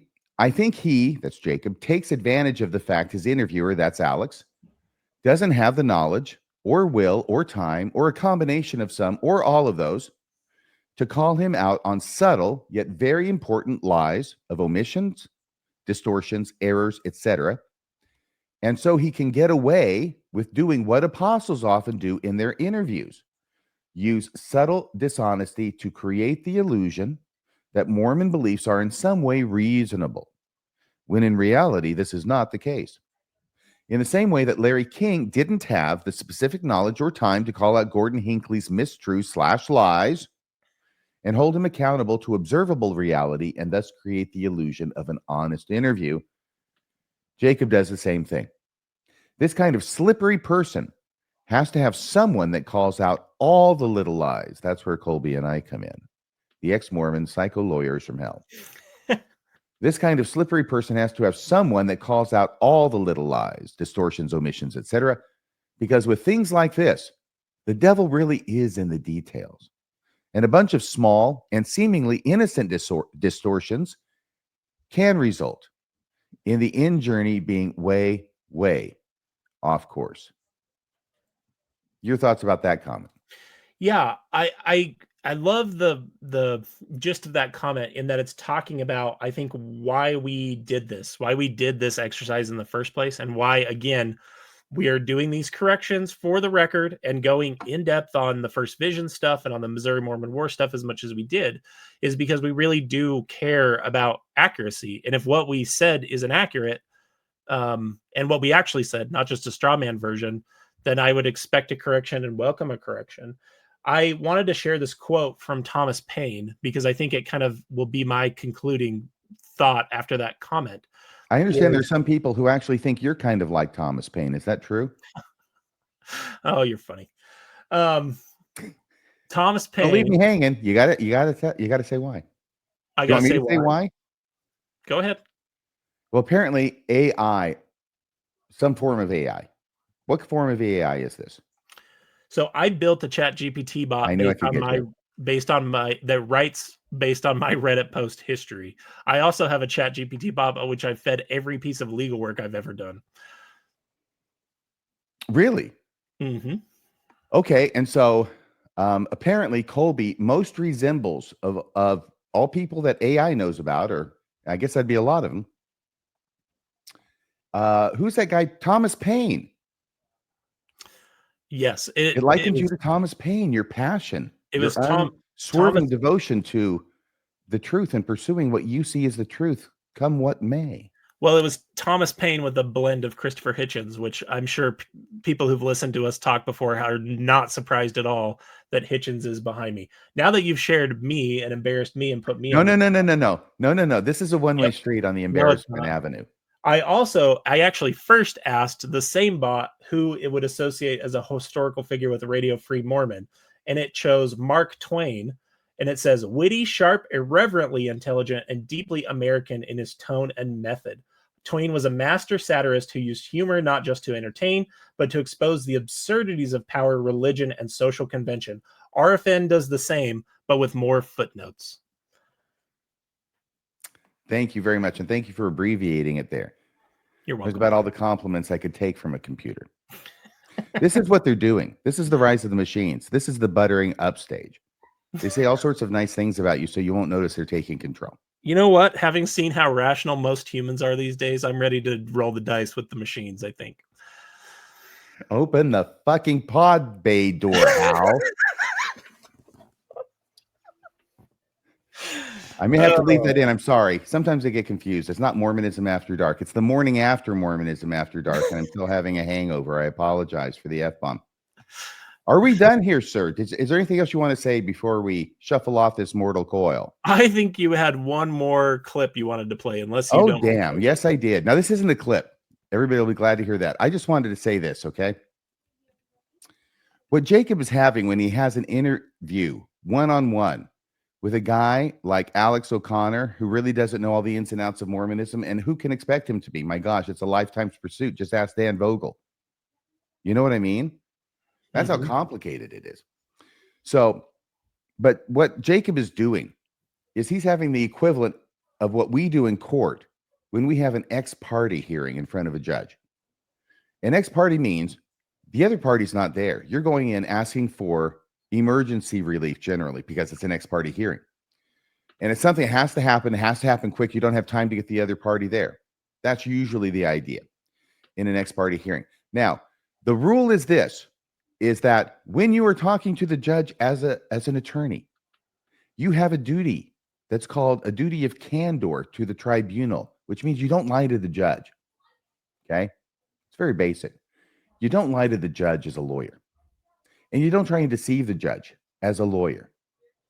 Because a judge isn't going to look at you and say, wow, I guess you didn't technically lie. You were just trying to deceive me. I guess that's okay.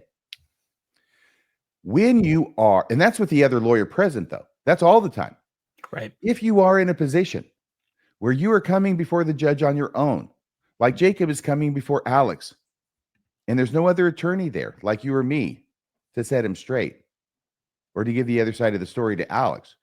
When you're in that position as an attorney, your duty is doubled and tripled to make absolutely sure that you not only give your side of the story, but the other side of the story as well for the person who's not there, so the judge can make an informed decision. And I will tell you that I am aware of at least one attorney in the local community, though it's been some time ago, who was disbarred for going in front of a judge in an emergency situation. It was probably a no contact order kind of thing, maybe, family law, getting somebody out of the house, misrepresenting the facts and getting the judge to sign an order, which the judge would not have signed if the attorney had been truthful to the judge. So all I'm saying is this is really serious stuff to an attorney when you look at this and realize that what Jacob is having with Alex is the equivalent of an ex parte hearing, and he's only telling one side of the story to the judge to get the judge to sign off on his order. Yeah, I think that's a really strong point. I had one last thing I wanted to say in closing, and then I forgot to share you got me so distracted by the Thomas Paine thing. I forgot to share the quote. But my closing thought, in today's episode, we've gone through some just blatant misrepresentations that Jacob did just on matters of fact, that if he had just watched the episodes, he would have seen clearly that he's attributing to me things I never said, attributing creation of slides I didn't make, and inventing a complete fantasy on why John DeLynn decided not to do an episode. I think it's important, and I forgot to say at the time we were discussing it, I brought all of those things to Jacob's attention when he released his video the same day and said, hey, you're not being accurate in the way you're talking about this. And he didn't do anything to correct it aside from add one note about misattributing the list of slides. The list of slides, misattribution of that, is by far the smallest thing about that bothers me. The thing that bothers me the most is having words put into my mouth that I never said being represented to people as if I said them when I didn't say them. So for my concluding thought, and I promise I am going to hold to this, here's the reason I'm done with Jacob Hansen, is he doesn't give any concern for whether the things he says are accurate. And that's where I think this Thomas Paine quote will then be my closing thought. Thomas Paine once wrote, "To argue with the man who has renounced reason is like administering medicine to the dead." I feel that there's no point in continuing exchanges with someone who's willing to just say whatever with no concern for whether what they say is actually true. Very good. But if I could get Jacob to come on the show, would you debate him or have a discussion with him, or a cage match, something? A direct discussion with him is the last thing I would be willing to do. So what would you be willing to do if I could get him to come on the show? Because I'm about to invite him, but I don't want to do it unless you're going to be here too. If we could have an honest exchange about any of the things we said, I would be He's more already than disqualified. Get rid of the honest exchange. How about an exchange? How about a dishonest exchange? Would you have a dishonest exchange with Jacob? I don't know. Why don't you make the invite and then I'll see. Jacob, baby, listen up. If you want to come on Radio Free Mormon, actually, it could be Radio Free Mormon. It could be Mormonism Live. I'm willing to be flexible. So if you want to come on with Kolby and talk about something that has something to do with the church, basically it should be about the Book of Mormon and Mormonism and Joseph Smith. I would think that would be germane, as opposed to something political, like about, I don't know, whether trans people actually exist. So if you want to come on the show, please come on the show. What I would be doing is I would be serving simply in an administrative capacity in order to be the referee, to keep track of time, because of course there would be time and everybody would have the same time in different increments throughout to present different parts of your debate and try and keep people from, interrupting the other. And actually we probably would just have the microphones off on the person who's not talking. So it can proceed in an orderly way. So you're welcome to come on the show and stand up for yourself and for your ideas and for the Mormon Church, for the Book of Mormon that you claim to believe in, though some people are starting to doubt whether that's real. But you can come on and convince us otherwise. Here on Radio Free Mormon or Mormonism Live, all you have to do is contact me. By the way, just call Kwaku, okay? Kwaku's got my cell phone number. So get that from Kwaku. You can text me and let me know that you want to come on the show, and we'll proceed according to that, okay? That's just if you have the courage of your convictions, of course. If you don't, and if this is all just kind of show for you and you're just trying to get clout, well, then you don't have to come on the show. How's that? Thank you, everybody. Thank you, Kolby, for coming on the show. What are you doing over there? Are you smiling? I'm just giggling because I know. See, that's the thing. I would be willing to have a good faith, honest exchange with Jacob, but I don't think he's capable. And that's why I ended with that Thomas Paine quote. I should have, when I came to this conclusion a few months ago, I should have just stuck with it. But I'm really going to hold to my no more podcasting about Jacob Hansen. But maybe a podcast with Jacob Hansen. That's the distinction that we're looking for. Jacob, come on the show. We'll make it easy for you. You'll have a good time. Everybody will have a good time. We will leave being friends afterward, better friends than we are now. So please join us. Everybody, thanks for watching the show. Thanks to everybody who has clicked like. Please click like right now if you haven't already. Just go right up there and click that like. It helps. Please make a comment. Please subscribe to this show.